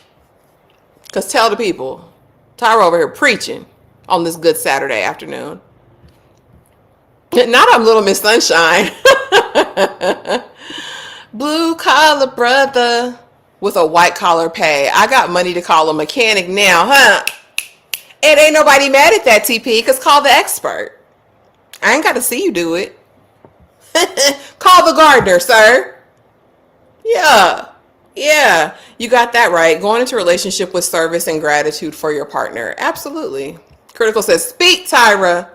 I think there's a shortage. I felt extremely lucky finding my husband and in LA of all the. I didn't know you was in LA, girl. That's a blessing. Tyra ain't ever lied. Okay, Bree, here. Just love me, arch my back on the regular, stay loyal and honest, and we good. Because I'll do the same. Period. Period. Because, and I that's what I don't want. I don't want people to feel like there's no hope, because there are, but I just think you have to vet these people, and you have to be so, I think you really have to know what you want, in it, and be prepared, but I mean, that's just what I think, that's just what I think. But Tyra, Nikki, let me know if y'all want the link. I'll definitely send it. I'm from LA, but we moved to Dallas. What you think of Dallas? I've really been thinking about what my next move is after I move out of the Carolinas. I've really been debating where I want to go. Where do I want to go? Yes, please. Please like the video. Show some love. Show some support, honey. Y'all was like after me, like, girl, where are the weekly check-ins? What are you doing? And so I'm here and we're doing it. Knowing I got to rewatch Raising Kanan before tonight, because I feel like I missed so much. I probably didn't miss anything, but it's what I feel like. It's what I feel like. It's what I feel like. They said Tony, the man in Tony passed, Angie Stone passed, Lord. I don't know. I was so weepy yesterday, y'all. I was scrolling and just looking at everybody who done passed away. I was just so sad. Like, Lord, we just losing the people. Losing the people. Ugh. A little sad. I'm gonna miss Angie. Angie Stone was very iconic, honestly. Like, the number of songs that she has penned and written, and whatever you feel about her, because I know she got a lot of mixed feelings when she did, what was it, R&B Divas? Did y'all watch R&B Divas? Because she was different over there, honey. But yeah, it's just sad. Girl, I dropped it in the chat on Instagram with you and Nikki. Not you got your apple cider Indian mud clay, man. Because I think that's a good conversation, because you can't go into a relationship thinking that you're the prize. Then it's like you just want someone to serve you fully. And I think everybody's bringing something. Yeah, betting is a must, but the other party has to be honest. Yeah, child, whoever is risking their life to keep the population going is the prize, in my opinion. But these new age males swear they are bad bees these days. And it's some of them, but I know it's not all. But there are some of them. Unfortunately, the sassy ones who be arguing with women in comment sections. But yeah, yeah, betting is a must. Yeah, betting is a must. I think finding the right person is hard, because finding the right balance for your singular uniqueness isn't as easy as the movies make it out to be. That's very true. Very true. And then who's going to come in and compliment, not take away anything, not try to diminish you or change who you are, but who's going to compliment, add to that, and really help you become even better. That's what really all of us have to look for. Tyra, you're our distant cousin. We love you, girl. We love you. Not arch your back. Yes. Oh, what states are you interested in? I was definitely interested in Texas. Definitely, I like LA. I wouldn't be opposed to moving to California, or even moving back to Arizona. Y'all know I lived in Arizona from 12 to 26. So like my major formative years were in Arizona and I miss it. And then, like I said, Texas would be someplace completely new. I honestly never thought I would live in the American South. I never thought I'd be down here. But, tell God your plans. He'll laugh. Dallas is okay. I've been here for 4 years and it's still growing on me. I do feel blessed to live here. I like the lifestyle. See, I'm a suburban girly. I want to be close to the city, but I want to have my Publix, my Starbucks, my, creature comforts. I want to be able to park. I don't want to have to valet everywhere I go or walk a country mile. Like, yeah, I like the suburban aesthetic. Yes, Dominic, arch it. Yes, Dominic, full back bend. You know what? Hey, Lynn, good to see you. Good to see you. What are you saying, Dominique? As a gay man in my 40s, I've been gave up on love. These men are all in, oh Lord, or social media and just straight up narcissists. Even the busted looking ones are arrogant. My God. Lord. We need to go outside and put that phone down. Yes, critical. I tried before I met Bae, because I don't know. I don't know why when you meet somebody, y'all become hermit crabs. Well, I became a hermit crab. But like I would be very intentional. Like I have a whole box of like outings, like different experiences to have. And so like I would randomly select like 2 or 3 of them every week and make myself go. And it would be like, go to the African American Museum, go take yourself for ice cream, go have lunch at this restaurant, and then go to a movie. You know what I mean? Something different every single week just to get you outside of the house, honey, because I've been hibernating. Y'all ladies giving us fellas grief right now. I swear I hate that sassy man thing. I do too. But here's the thing. I hate this idea. When I see men unprovoked go after women on social media, it literally does something to me. I'm not from that era or generation where men argue with women unprovoked. It's just so bizarre to me. Like, and then like talk really crazy to them and disrespectfully. Like I've never seen it until social media. And it'd be like just so bizarre. I don't know. And I think, well, they call it the sassy man apocalypse. But no, I try not to call them sassy. I try not to call them zesty or sassy. But that bothers me. When I see men attacking women for no good reason, like it's not even like they're in an argument with that person one-on-one. It's like they're just dogpiling a woman. That really bothers me. What's everyone eating tonight for the watch along? Planning on spicy chicken quesadillas. I don't know. I need to think about that. I probably won't be eating anything, honey, because the doctor was like, girl, don't eat after 6 p.m. So I probably won't be eating anything. I'll probably be drinking my alkaline water on the watch along tonight.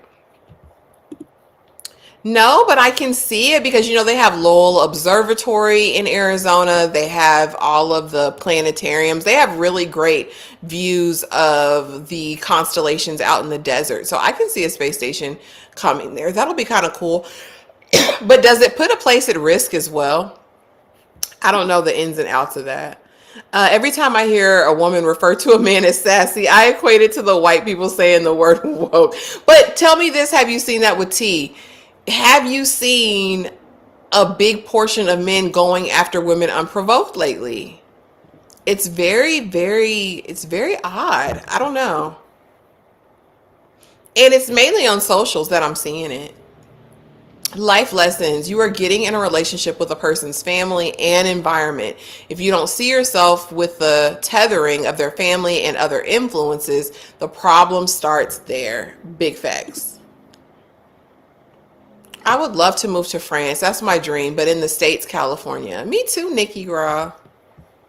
I like LA. I always have a good time. It'll happen, Nikki. That's right. Dream big. Oh Lord, not they want to spank you. I'm not putting that on the screen, but I see y'all. Have you started learning French, Nikki?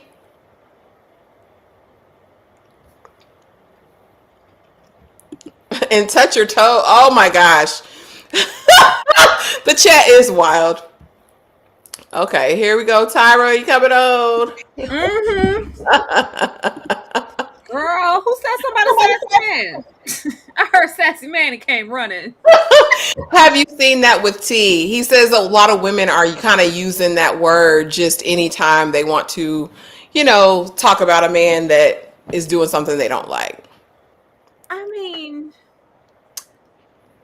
they could. It is, a little bastardized word if you want to say so, but I'm not going to pretend like this isn't the evolution of a sassy man. Dudes is sassy.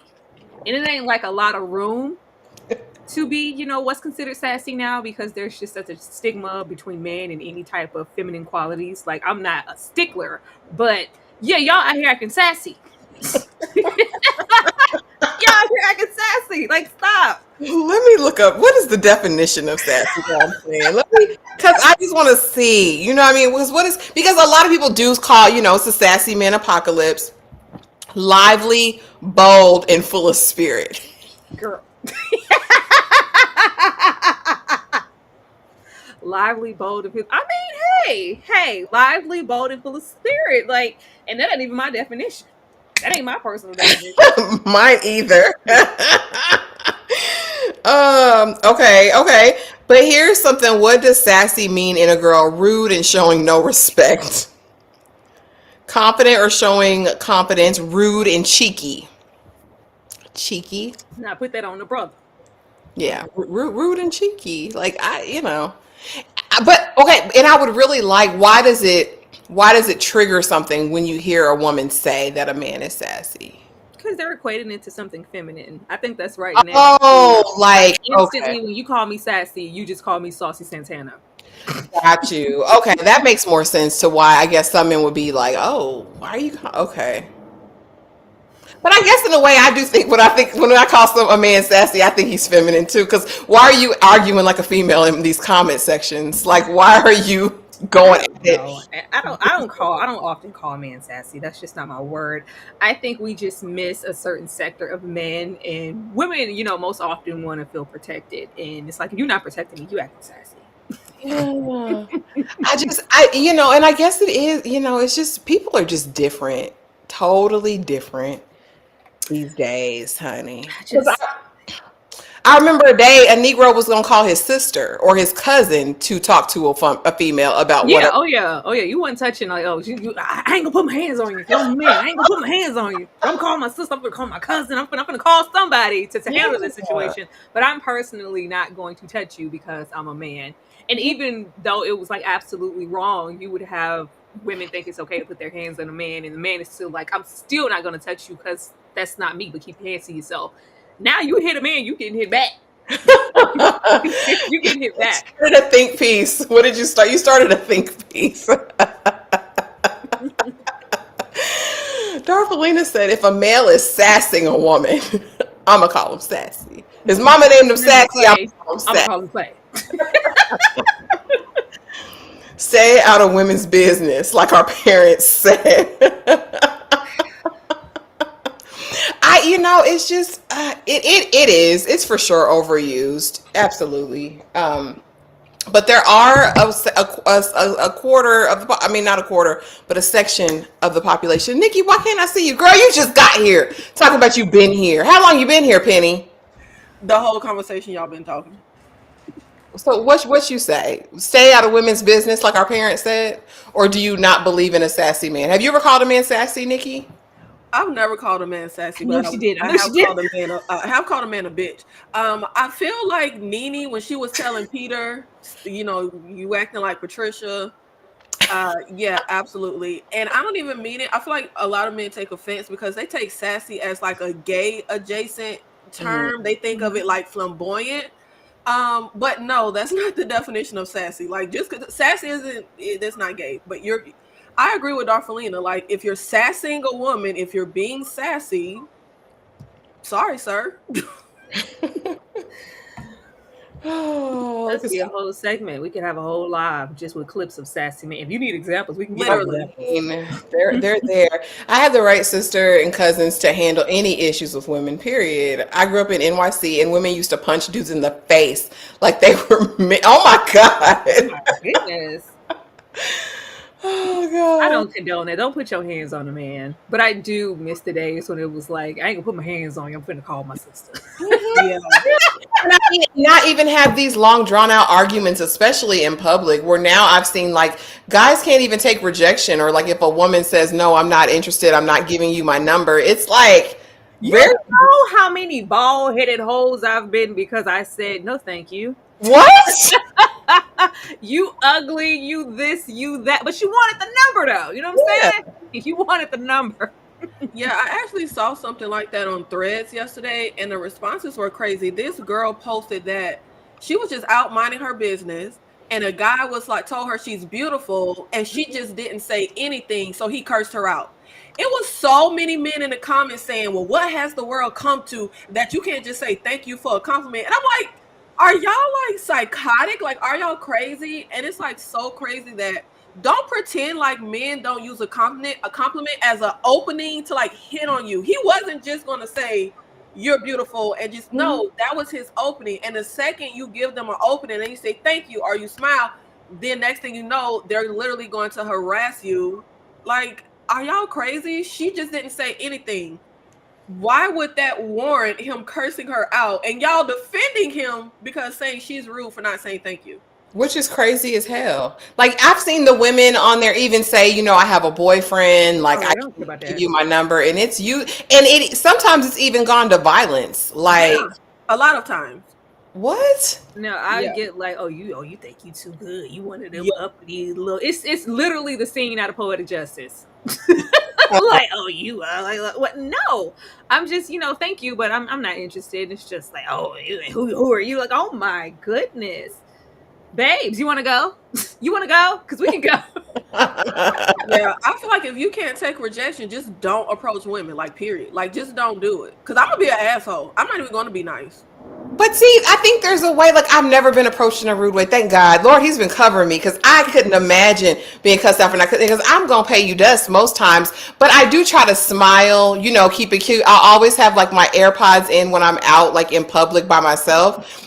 So then I can be like, I didn't hear. But I do try to be courteous and kind in the interactions, because I've never wanted anything to go that way. But at the end of the day, you shouldn't even have to do that. Like, my no should be good enough, and it shouldn't have to warrant disrespect. I hate that y'all have had experiences like that. That's crazy as hell to me. Yeah, I feel like I don't have to be courteous. I don't have to like, bruh, I don't know you. Like, and when I say I'm rude, I just won't say anything. Like, I will just ignore you. But if you keep bothering me, then I'm going to be rude. Like, I've been in so many crazy situations where I remember specifically, I was like 22 years old. It was super late at night, like after a club, like 2 a.m. I was at a gas station. And I was walking to the gas station. This guy was trying to hit on me. I just didn't respond. That's typically, I don't like to get hit on by men. I just don't. So if I'm in public and men try to talk to me, I literally just don't respond. And he just kept going. He was literally following me. It's like he was leaving the gas station. He started to follow me back to the gas station. He kept talking. I was literally just acting like he didn't exist. He just kept trying to say anything. He pulled out a wad of cash and kept saying, well, I give you some money for your number. I still just did not say anything. And then finally, I just turned into an asshole and I just was going off. I can't really remember everything I was saying. And he got so upset. And I'm just like, is the world insane? Oh, no. I've literally been at my daughter's school. My daughter's 8th grade. And I've had a teacher approach me. Now, mind you, we go support my baby at our games and stuff, book whatever it is, projects and fairs. This teacher. This is the one time I ain't go, and I went and I didn't have a role manager with me. It's like, hey, I see you all the time. It's like, hello, how you doing? It's like, well, yeah, trying to speak his little game or whatever. I was like, all due respect, sir. I know you've seen me plenty of times, like you said, and if you do, you see me with my man. My And man. he was like, well, yeah, with no disrespect, I feel like you could do better. Don't play yourself, sis. I was like, What? Wow. that. Then I was like, no. First of all, don't disrespect my road manager. Period. Don't do it. No, thank you, but no, thank you. And it's like cool. I was like, okay, cool. That was that. Daughter comes like next week. She's like, yeah, Mr. So and so wanted me to tell you like what's up. And I said, girl, I wanted to punch this man in the face. Say, you don't relay no messages through my daughter. That's unprofessional as hell. What's wrong with y'all? I'm really just trying to, get to know you and everything. What is happening around here? Darfalina, a guy threw a rock at my head once for refusing to give my number. Another pulled a blicky. What the hell? Girl, what? Darfalina. What do I always say? The greatest trick the devil ever pulled was convincing the world that men are the logical sex and women are the emotional, irrational sex. Men are that's emotional and harassment. irrational as hell. Scary. I'm calling them people like immediately because what? Because you didn't give a number. That is so scary, y'all. I'm sorry, anybody who's experienced anything like that. I've never had anyone be super aggressive. The most uncomfortable thing happened at a damn gas station, but I was very young. I was underage at that time, and it was this older man, and he was very perverse. And that scared me. But outside of that, everyone who ever approaches me is most times really cool, like respectable, Oh my gosh. Hey, our life in forward. Thank you. Happy Women's Day. I didn't even know it was Women's Day, child. I don't be keeping up with that. No, it's Women's Month. It's supposed to be Women's Month. Well, I guess it might be the day too, girl. What that mean? I get an award. I get a check. If I don't get no award, no check, I don't care. Oh, y'all Do have we get an award or a check for Black History Month, child?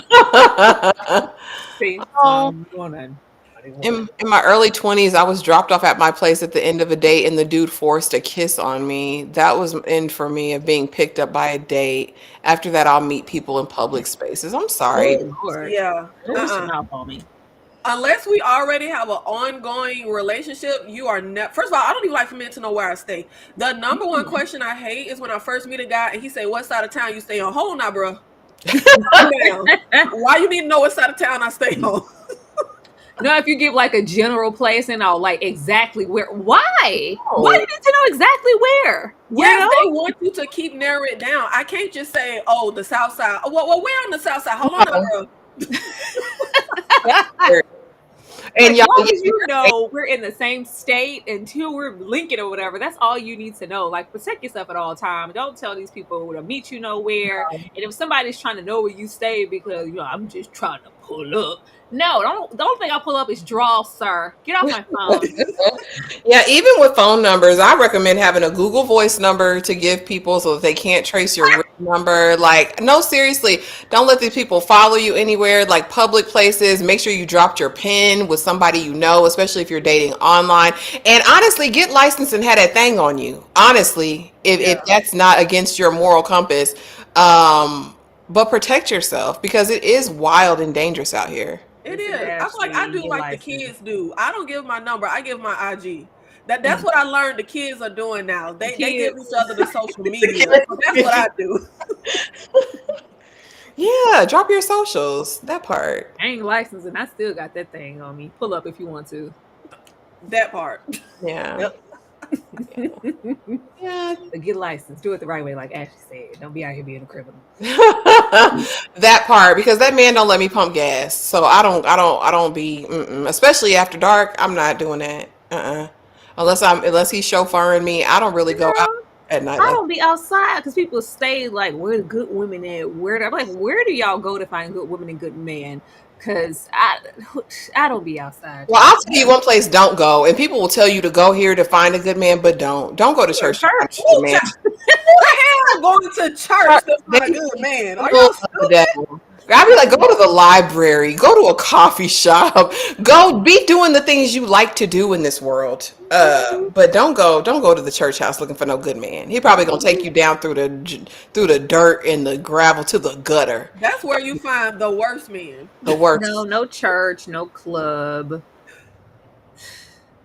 I'm not opposed to online dating. I know people aren't into it, but I think you can find good people online. Yeah, I know a lot of good, solid, well, seem to be from the outside looking in, relationships that started from online. I be online. I don't think it's anything wrong with like online dating. Because like I said, I don't like to be approached in real life. Leave me the fuck alone. Like I like to be approached, even though I I ain't been don't. Get approached out in my quite some face. time. Really? I like to be approached. Like, it says a lot about a man when he approaches you. It's such a fear of rejection. And, you know, I'm an old school woman. I want you to approach me. Like, logically, I don't mind approaching, but if I had a preference, I would want the man to approach me. I cannot stand being somewhere and you can feel, like, I feel you. Your eyes are searing into the back of my head, sir, but you're going to not approach me. Like, how many times are you going to see this woman, this man? You better shoot your shot. Trying to be shy, being coy, playing Now, cool. hold on now. Don't disrespect the shy folks. Oh, whatever. I ain't got time for that. We old and grown, and you trying to be shy, trying to play shy brother like this. The 5 heartbeats. If you don't come on here, sir, we ain't got that kind of time. Bree says, I'm enjoying this conversation. It's not discussed enough without some men feeling attacked. Everything here is respectfully being talked about. Yeah, we love the men over here. We want more men over here.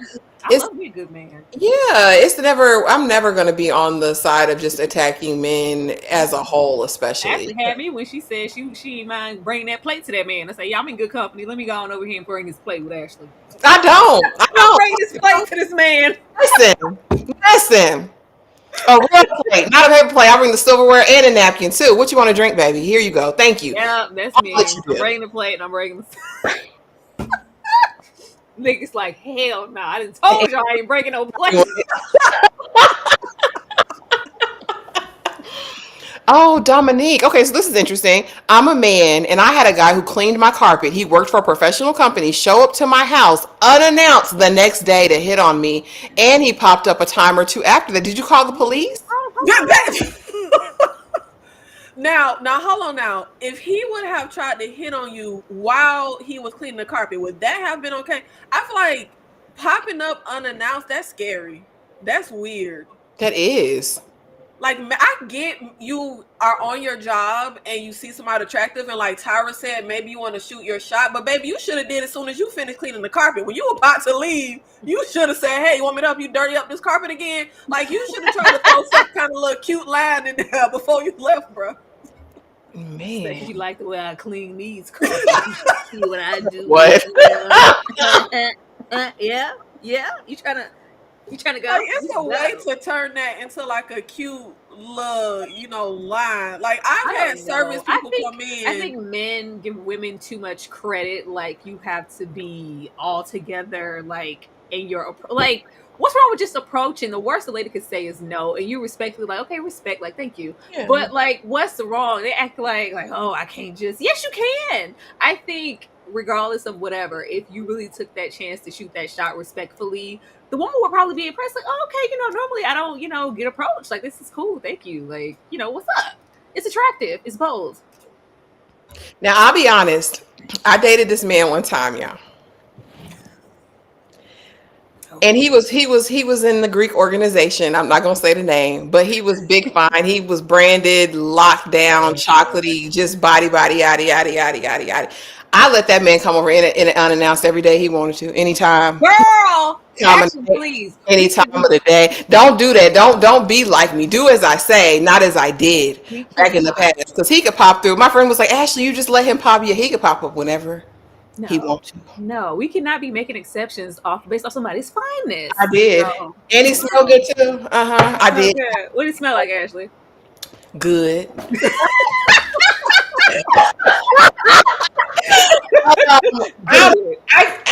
It was probably that Tom Ford. That's probably what he smelled like, y'all. This was when I was in a time and in an era, and I don't play the pop-up games, like, because I'm not like I'm just not the coy, like, okay, what kind of live is this before I say what kind of live you wanted to be? It's no. Like, I just feel like personal spaces early in the relationship, like, that's for fucking. Like, if we ain't home, like, we gotta be out. I'm sorry, like, we gotta be out.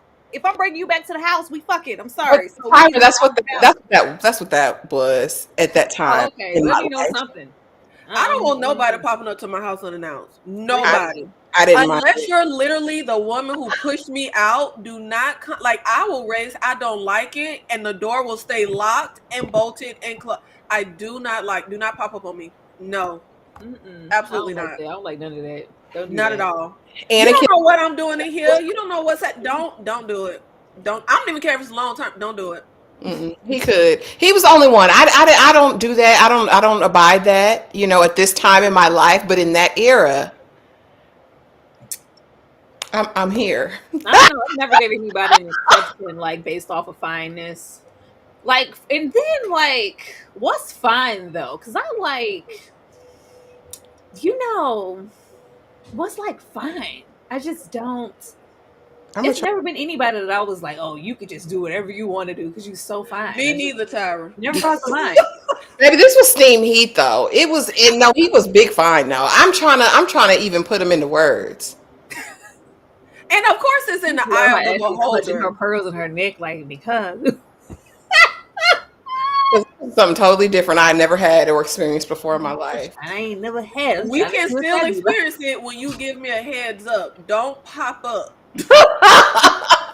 But yeah, that was the only time I ever like let that happen, and I was like, you just know what it is. And I think I'm difficult because I don't like people. You have to be more than like give like pretty privilege and be fine. Like I have to really like you to want you in my space because I don't like people. I'm with Tyra. Oh yeah, anybody else? This is absolutely correct. Anybody else, I probably would have called the police on. Because don't come here. I had a lady pop up from my church one time, like, "Oh, I didn't see you in service today. Don't ever in your life." Girl, what? We're at the front door. Yeah, I let her stay out there, and I called. I was like, "As you should." Because don't come over here. Lord, actually, said, "I let her stay out there." Mm-hmm. I did. Because who are you? What are you doing? I could be doing anything. Super chat. Thank you so much, DeMarcus, for the $5 super chat. I remember that I met a woman on Black People Meet, and now we married. Oh, that's so cute. I remember Black People Meet in Black Planet, child. Oh, Black Y'all Planet. remember what was that phone number you used to could call way back in the day before like the internet to like meet people on? It was kind of like internet dating, but it was on the phone. Do y'all remember that? Y'all know y'all got a little time on me. I don't No, think was that the chat line? Yes, it was a chat line, and you could call, and we used to do that as teenagers. As a teen, I do remember that. But that was crazy as hell, and there were old. Crazy. Was I the only one up here who was fast ass little girl? Y'all wasn't calling that chat line? I wasn't calling nobody. I told you I ain't like people. I wasn't calling anybody. Like. That's what it was, Darfelina, the party line. Me and my friends would do it. Like when we had sleepovers and stuff, we would do the party line. It used to be so fun. Them grown behind men on there. We was just the party line was before my time. When was that discontinued? That was never a thing. We were freshmen, so what, like 98, 97, 98? Yeah, maybe so. That means I was 7, 8. I wasn't calling nothing. Mm-mm. Yeah, I don't remember that at all, and I'm old. Yeah, the party line was a special situation, boy. I don't know. Is anybody in the chat who's currently dating? Because I talk to my friends who are like actively dating and they haven't been in long relationships. They are saying that men aren't courting women anymore. So nobody's being courted anymore. Is that not a thing? I completely disagree. And I've been single for the last 100 years. Oh, Lord. I disagree. My last men couple are absolutely courting. I don't know where these men at to y'all be finding. I don't all the discourse when people say stuff like you know, the whole women not wanting to go to Olive Garden or women not wanting to go to coffee dates and men want to go half and half. Where are these men? Because I don't know any of them. Like, men absolutely court women. They absolutely pay for dates. They absolutely, like, if you don't want to go to Olive Garden, it's not a problem. I don't know where y'all find these men. I think it's about who people select and are choosing, or maybe who they're entertaining. Because I haven't, since I've been, I want to say since my 30s, I haven't encountered bums like that. Like they've been gainfully employed. There hasn't been any financial insecurity. I wish I would lift a wallet to pay for something. No, they've had. Oh, child, we even trying to get to the date before somebody talking about not paying for something like. It's crazy. Like when I see it online, I'm flabbergasted and my mouth is hanging open because what? I don't meet these men. These men are not. And I'll even say, even when I was young, like 20, 21, 22, men were paying. It was never an issue. Like I've never come across that. I've never come across a man who has like a chip on his shoulder about paying, want to do 50-50 and what. I'm not paying nothing. I'm not leaving a tip, brother. You need Don't to tell come me in. you're not paying I've for never my had date. that be I an issue. swear, I'll get up and leave you in there. Yeah, men definitely still are courting women. Yeah, I like I said, I think the only time you run into a man with that type of energy is when they're financially insecure, meaning they're barely managing their lives and they can't take on the responsibility of dating or a woman. Because I don't see it. But again, it's about your selection, the choices that you're making with these jokers. Because you got to be a provider, you got to be generous over here. We're not doing that. Yeah. DeMarcus, don't nobody want no house husband to do what? I don't know. I don't want to have. I don't have a problem with a house I was husband. going to say, hold on. If you're going to respect a housewife, then you should not have a I problem with agree. a house husband. If roles But are reversed, huh? me, I'm not being the breadwinner to a household and this man at home taking care of children and cleaning the house and cooking. That's not my ministry. I For would do it. I would do it. If I am in a position where first of all, we have an established relationship. Like you done worked. Okay. You worked and we've been together and you've been providing, and we're in a situation where we want to have kids. And especially the landscape today of how I would want my kids parented, I want a full-time parent. I want a parent that's going to be there. And I'm not giving up my career. I'm not going to stay at home. So I would absolutely be okay with my person staying home, taking care of the kids, taking care of the house. But like I said, this ain't day one. We have an already established relationship. You've already contributed financially. But now that now if it ain't no kids, baby, everybody needs to work. But if there are kids, absolutely, I would be taking the time, because I don't want to do that. And if I have the job or I'm in a better position to where I'm doing better, in that way. See you when I get home, babe. it would piss me off every time I came Have my plate hot. and saw him there sitting on the couch. Even if he had cleaned the house top to bottom, I'd be pissed off. I'd be like, what the? I wouldn't. I'm not. And plus I feel like if I'm at home, I'm gonna get a bag too from home. So it's like, sir, you need to go. I don't want to come home looking at you. But that's just me. But I believe it. If that's what you want, that's what you should have. That's such a double Ashley, did you say you don't want to come home looking at you?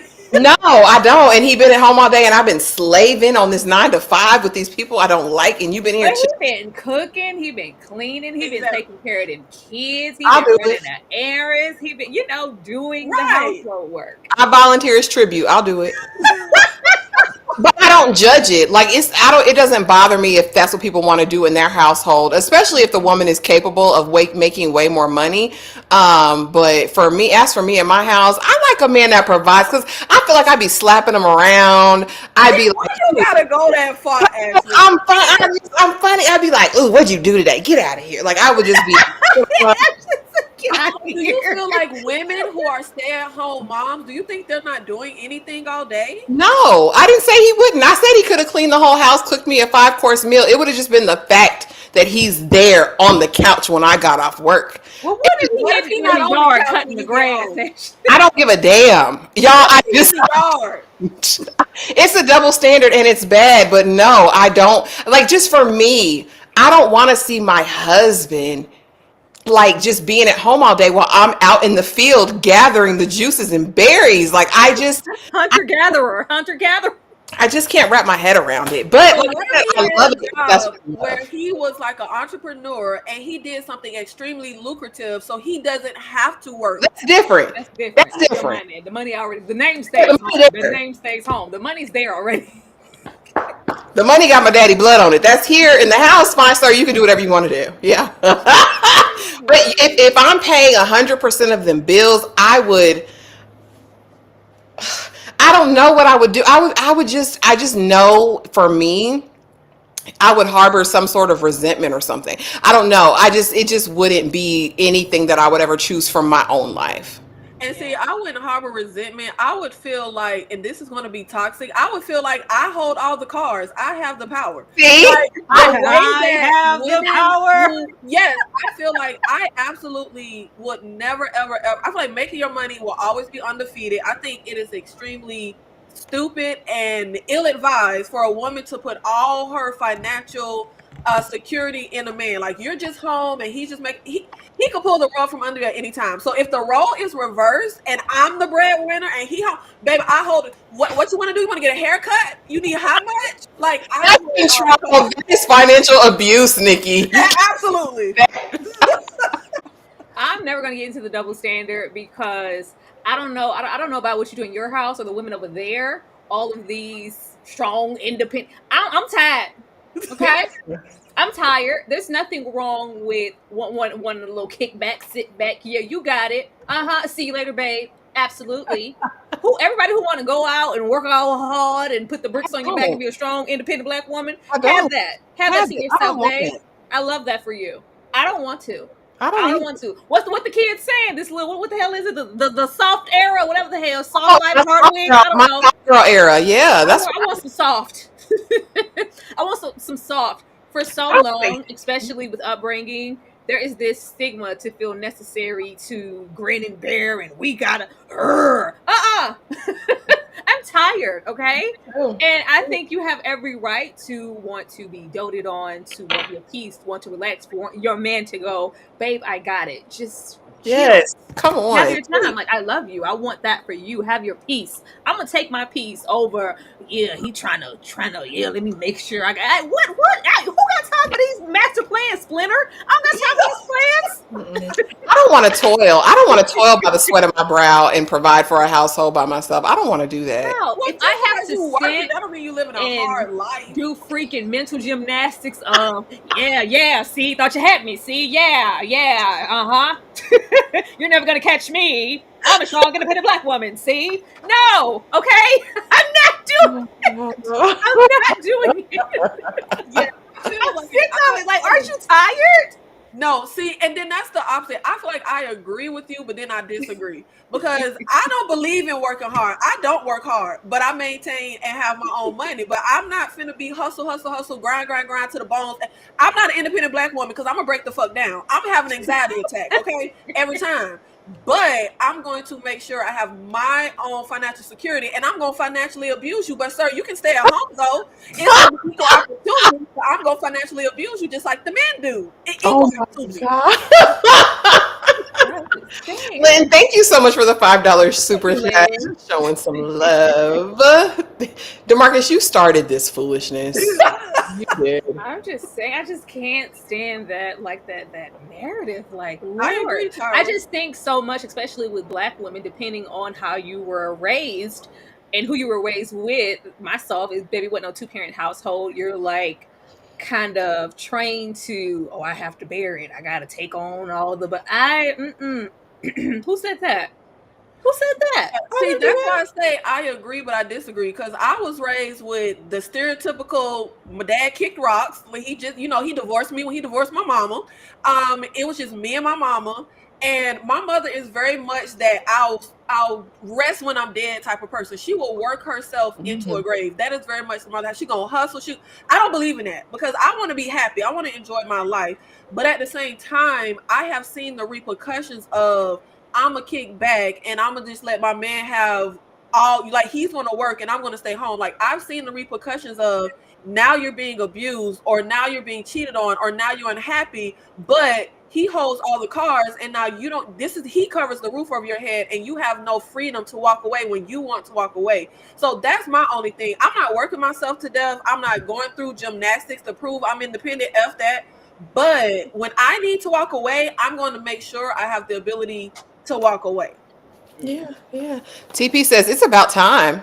If my career requires me to do 20 hours, I need my baby home for the 4. But if my 20 at work doesn't fulfill her emotional needs, someone is going to fill that void. Okay, all right. Now, don't get it twisted. What I don't want y'all to believe, and what I didn't say, and what you never heard me say, is that Ashley's not going to always have some coin tucked away. Yeah, didn't say that. Never said that. I ain't gonna be no old fool, but yeah, it'll be the sweat of his brow and not mine. That. It's not the 50s, you know. Yeah. What am I going to do without a man? Now, Ashley, why your brow gotta sweat? Toil, like, because listen, you're going out to work every day, and it's not just you taking care of you. Now it's you taking care of this man. You taking care of this whole man. You buying his food, you buying his toiletries, his clothing. Why are you going that far? He has worked. He has money. Like, Girl, when you say he has worked, what does that mean for most? that means he has a cushion. He has an already financial. Then that's still a groundwork. two-income household then. Yeah, that's 2 income then. But now he wants to quit his career and stay home with the kids. But he already has financial cushion. Oh, how much cushion we talking about? How much? Girl, I can't give you exact percentages. Because that's gonna run out. We need something to be replenished. Well, that's why you working. So is he gonna make a YouTube channel? Is he gonna game? Is he gonna get a Twitch? Is he gonna stream? What is he gonna do? Because Darlene said 2 people surviving off 1 income in this economy with eggs $8 a carton sounds like hard living to me. You know what? Okay, I'm not. Let that be the goddamn excuse every single time. I hate. Okay. When the recessions roll around and everybody act like this is the first recession or the first time that there's been a stigma of hard income. It's always been hard. If I want my goddamn James Evans, I want my James Evans and I want it now, okay? I want it now. Where is the generation of making enough? Where is the generation of, oh, baby, I just got home from this shift. I'm about to hit that second shift. Yeah. See you later. Mwah, mwah. I'm going, where the factory workers? Huh? That's what pissed me off about that president's Tyra, since we're going to go there. Another job, brother. Because it was a recession then, they said, but you decided to get this stupid plan to rob this truck and didn't do it right.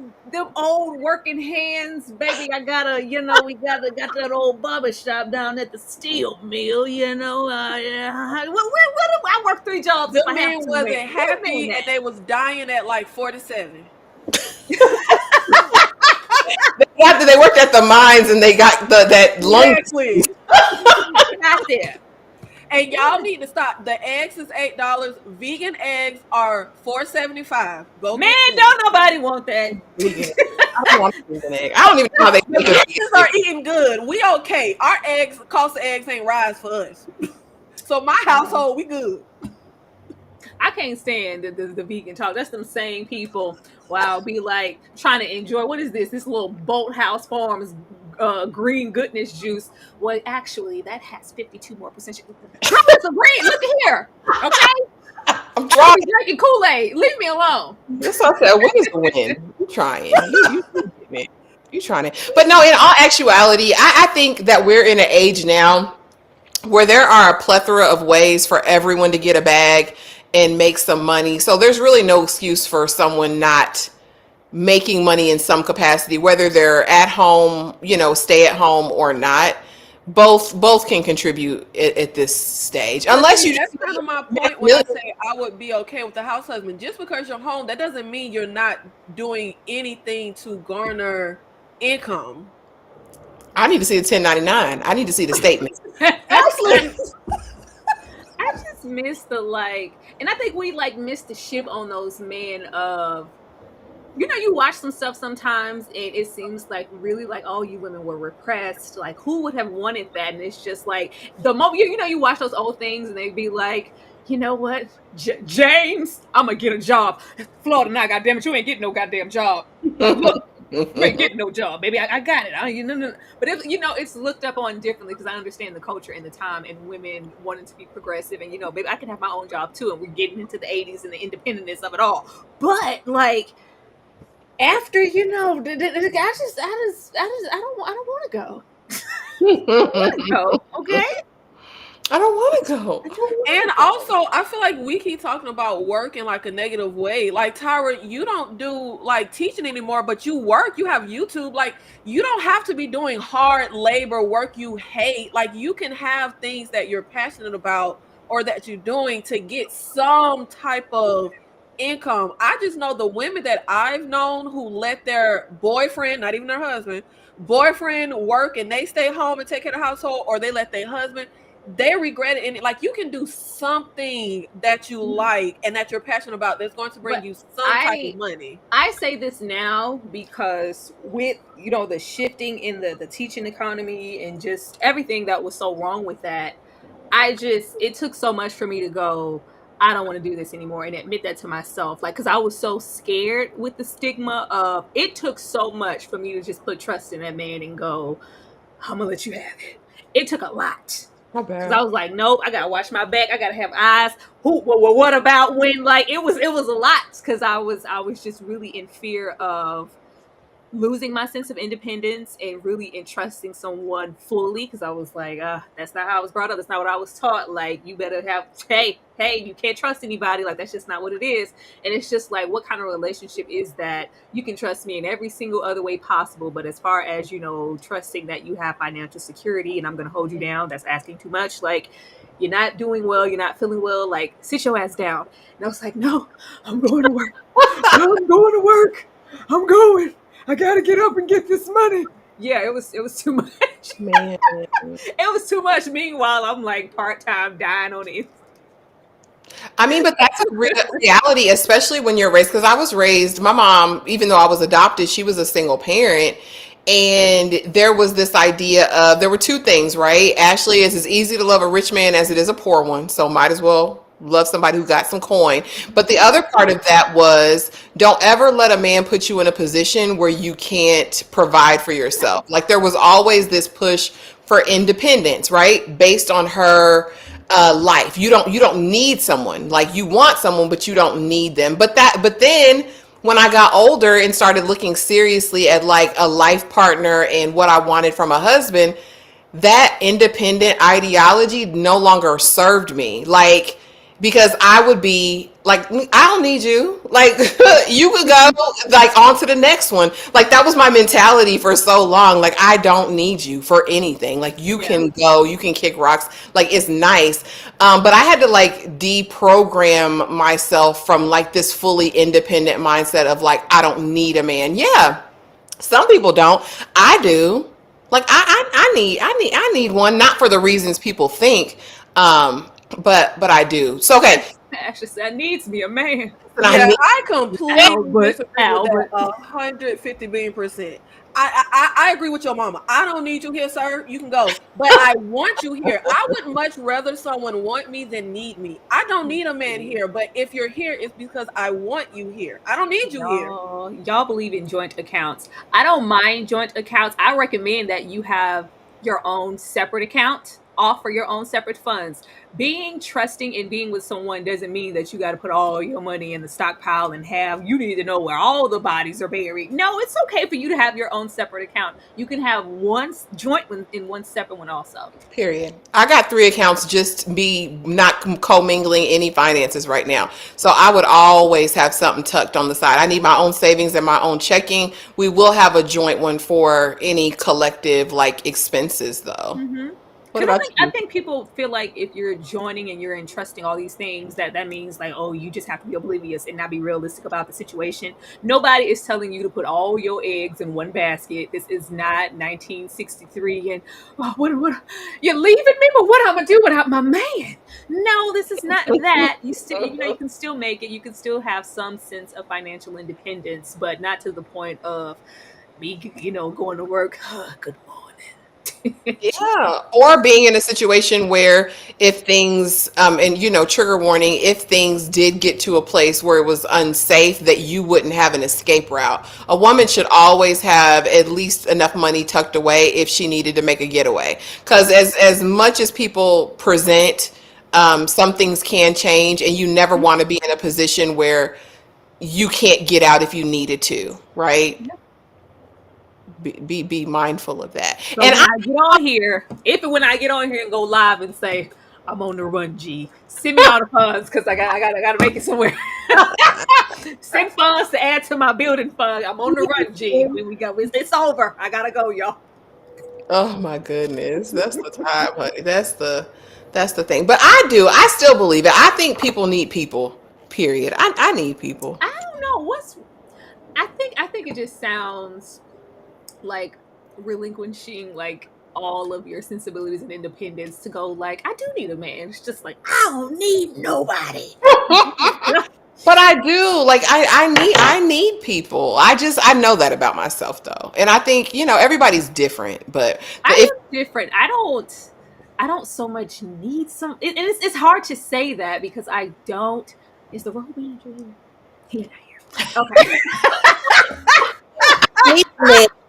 Like he ain't here, right? Ain't no what, since it's just us. Like need somebody. I'm like in between because I'm so used to being so isolated and in my bubble that I'm completely fine being alone. I'm completely fine being alone and just not having that person there. But it's like, I like you here. I want you here. Do I necessarily need you here? I don't know. I learned that in the vid. I learned that during this thing of relocating to a new state all by myself and then being basically quarantined like 5 months after. Before I would have told you I don't need nobody. I don't need you. Khadijah don't need you.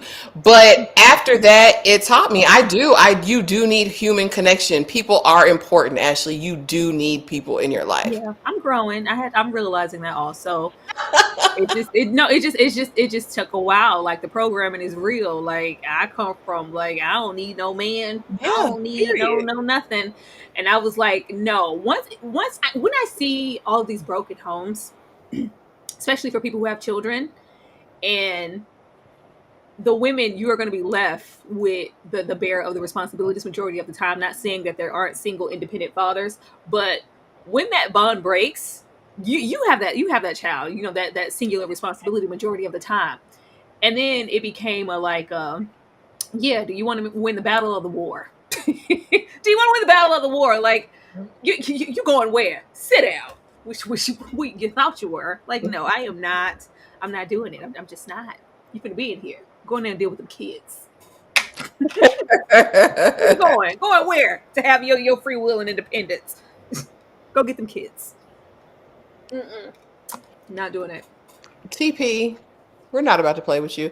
I'm clearly dealing with the wrong people in life. This panel is showing me that love. No one is talking about showing up to their partner's job and acting out. This is surreal. TP, be serious. Okay, I am a firm believer in not. I can't stand couples who argue in public. I can't stand like public gestures and fighting. I don't do fighting anyway. This is a whole household of, you know what? You need a moment. I'm gonna let you cool off. We're gonna come back and try it again. We are not arguing about we old. We grown. Get out of that mentality of we not a real relationship and we ain't arguing and combative all the time. Like, what is that? Grow up. You ain't showing up at your job. You need this job. We need this job. What am I showing up at your job for? Yeah, I'm not doing that. And and I'm working on pride. That's the thing. But I'm never for all about, no, I'm not doing all that. You're not gonna even see me sweat, baby. I'll be moved out and up the road. You don't have to worry about me. If it ever came to that, because the only extent that they would have you do that is if you had done them wrong, cheated on them or something. I don't know. And like I said, it's probably a pride thing, but you're never going to see me sweat about you in that way. Like, I'm never going to cause a scene and a spectacle. That wouldn't be the thing you had to worry about. No, I'm a pimp named Slickback. What? Yeah, like. You didn't even know it. I was gone. I was gone before you got here. Ugh. Okay, Dominique, you want the definition. Need. Require something because it's essential or very important. Expressing necessity or obligation. A thing that is wanted or required. Okay? That's the definition of need, Merriam-Webster. A want is having a desire to possess or do. To wish for. Those are the two. Like need. I know I need companionship. I know I was touch deprived, people deprived. I know I need people in my life. I know I need a companion in life. It's hard. It's really hard to admit that because, and then I think you get complacent and comfortable, especially if you're single for a very long time. You get complacent with like, no, I don't need nobody. I have myself because I'm so content and happy with myself. But that comes from being alone for a long time. Yeah. And I love me, and I learned that part too. But I feel like it's like, I mean, some people can be an island unto themselves. I learned about me that I can't. Like, that's just not. Have you seen this? I need my wife. Mhm. Period. Have you seen that with T? I need my wife. I say, and I'm not afraid to say, you better stand on business and love your wife. That's how I know we got the right sweet peas over here. You know what I'm saying? Like, come I on. need my wife. I lived in South Florida for 6 years. Stuff like that is why I moved. What is happening in Florida? Why is y'all coming for my home state? Leave Florida out of this. Why is Florida in this? Breeze, it's really a thing, girl. I started getting massages at least twice a month so that I could deal with that when I was in the height of everything. It was bad. Like, when you gotta imagine, you don't have no family, you don't have no kids, you don't have anyone but you in a whole new place where you don't know anyone, know where anything is. Child, the first time I got a massage, I cried on that lady table. She was like, "Are you okay?" Oh, you was looking like that woman in White Lotus. She's like, "Oh my god, it makes me want a hot dog real bad. It feels so good." Girl, go get a massage. It'll make you feel better. You know what, Ash? I didn't even consider you not having children. Where I'm talking about alone and independence. You know, I've had baby girls since forever, so maybe I wasn't as alone as I thought. Darfelina said, "I got so many knitting projects. I'm not thinking about no man." Not knitting projects. So many. Florida's a different dimension. Y'all don't leave my home state out of this. Leave us. I've never been to Florida. I wouldn't know. Like 7 years, and it is what it is. I don't know. How do you guys feel about? Because I think we're all, 35. Well, I'll be 35 this year, but we're all, 35 and up. It's How do you? Does there feel? Is there any pressure? Like, I don't have someone, by a certain age. Is there like a clock for anybody? For me, if I don't have any kids by 43, I'm not gonna have any. But as far as relationship, I used to have this big thing about marriage, especially just because of my faith in, not wanting to do certain things outside of a certain time, especially now. There was a pressure for a long time. I'm like, damn, like, but I don't know, for whatever reason, it feels like in the past couple years, I just kind of got free from that. Like, I don't feel any pressure now for marriage or any of it. I feel like whatever's supposed to be for me is going to come. But there definitely was that pressure, especially growing up in the church. There was a big pressure, especially around purity culture and all that you want to be married, you want to do things the right way, you want to whatever. And I think that held me back for a long time. That idea of what looked perfect for somebody else. It's not for everybody, Nikki, do you feel any pressure? Because I know you've been single for a while too. What is pressure? I feel no goddamn pressure about nothing. I want to have someone or something by a certain time. I've never wanted to get married ever in my life. I don't want to have kids. But I say all the time, I'm sorry y'all have to live on a white man's time, but I don't believe in I don't believe in restricting my life to my age. I don't count age. Like, I proudly say all the time I'm 40. Age doesn't mean anything to me. Like, I feel like I'll do anything I want to do when I want to do it, when it is supposed to happen for me, when I feel it. I don't care. Like, I'm not restricting myself to if this doesn't happen by an age, what am I now, a failure? Am I supposed to be sad about it? Am I supposed to be depressed about it? And who made these arbitrary rules that say I have to do X, Y, Z at a certain age? I'm going to do whatever the hell I want to do when I want to do it. I respect that. I mean, eggs be saying that, and I just never wanted to be an old, like, I don't want my eggs to be scattered and chopped and powdered. You know what I mean? Like, I feel like I don't old mama. You don't want kids though either, right, Nikki? But also, I don't like sayings like that though, because what is old and why are we saying it? And I feel like if for me, especially given the age that we're lucky enough to live in, you can freeze your eggs, even though that is highly expensive. You can freeze your eggs. You can adopt. You can be a parent anytime you want to be a parent. And there are grandmothers who raise their grandkids. I don't believe in being too old for kids. Like, you are whatever you feel you are. As the only mother on the panel, I'm a firm believer in it. And I love that, that there isn't no longer a stigma around having kids at a certain age. I'm speaking from my own personal perspective of, because I had my daughter at 20, and it was such a like, oh my god, it's too early, your life is over, why would you do that to yourself, internally and all of that, because it was like, what, the 20, what the hell am I gonna, oh my god. Now having my daughter and also having my son who just turned 7, Jesus, I just had to start over, huh?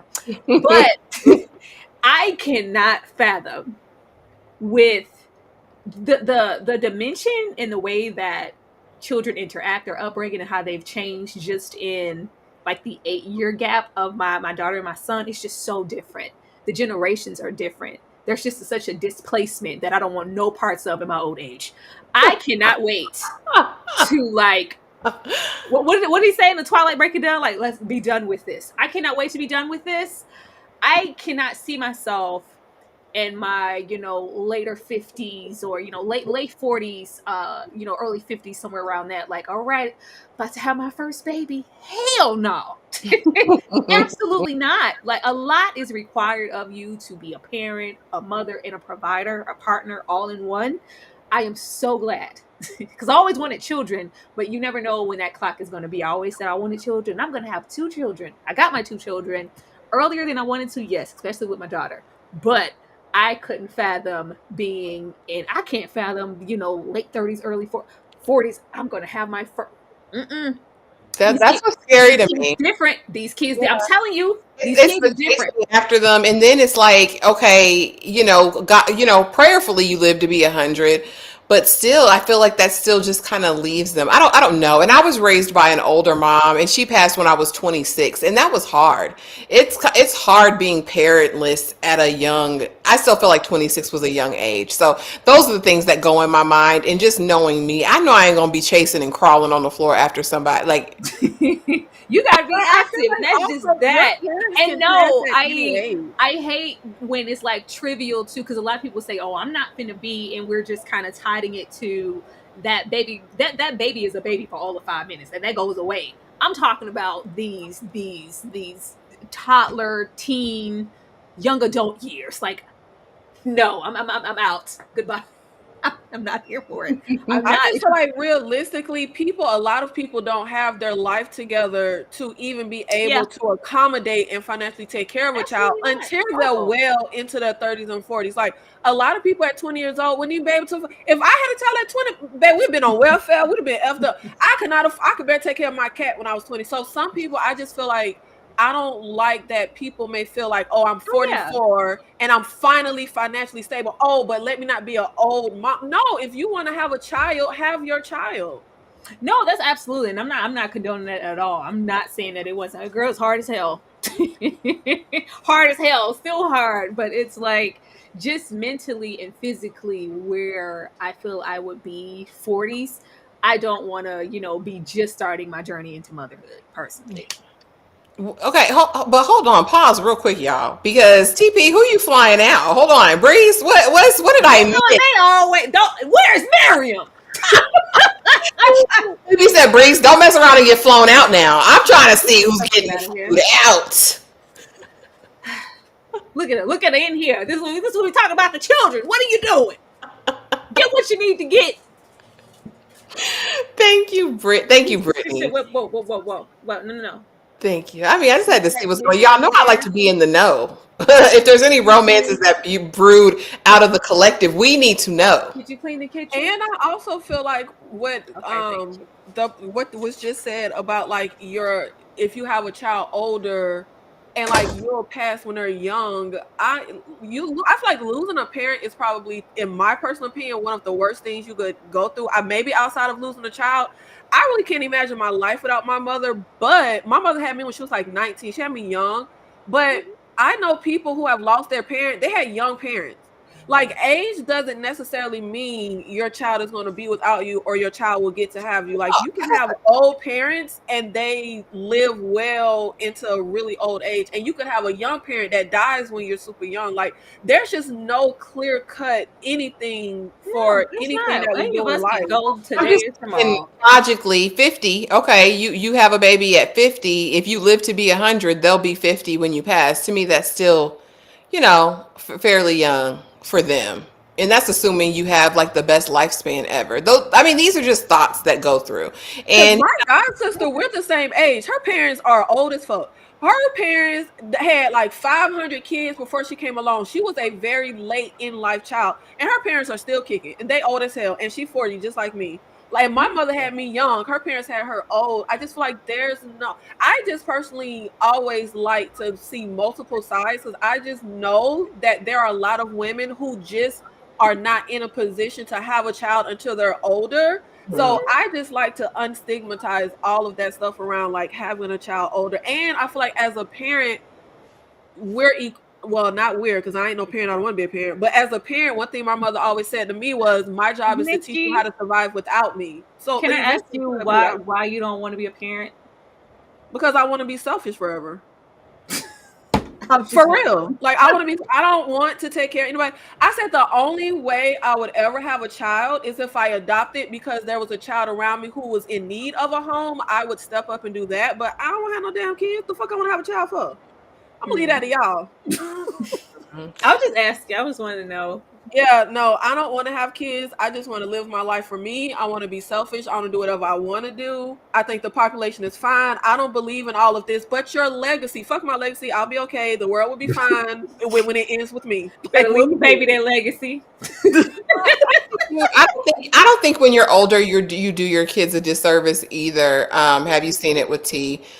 I know there was another comment that said that I think that the parenting experience and the rearing is different. Like I know I was raised very differently than a lot of my peers because my mother was older. And I don't think it was bad. I think I gained a lot of wisdom because of that. So no, I think whenever, God sees fit to bless somebody with children, that's their journey. I'm speaking strictly for me. And I hope in no way that stigmatizes anybody else. I know for me though, as far as kids, I do have a cutoff age where I just wouldn't want it. Like if it hadn't happened by this time, I just might as well live like the rich auntie life, And see, I feel like for me, and maybe I'm on the outside looking in, I just feel like when I hear people say that, it kind of makes me sad. Like you want something, but because it doesn't happen by a certain age, you're just going to deprive yourself of it. Like, I don't know, to me, that feels sad.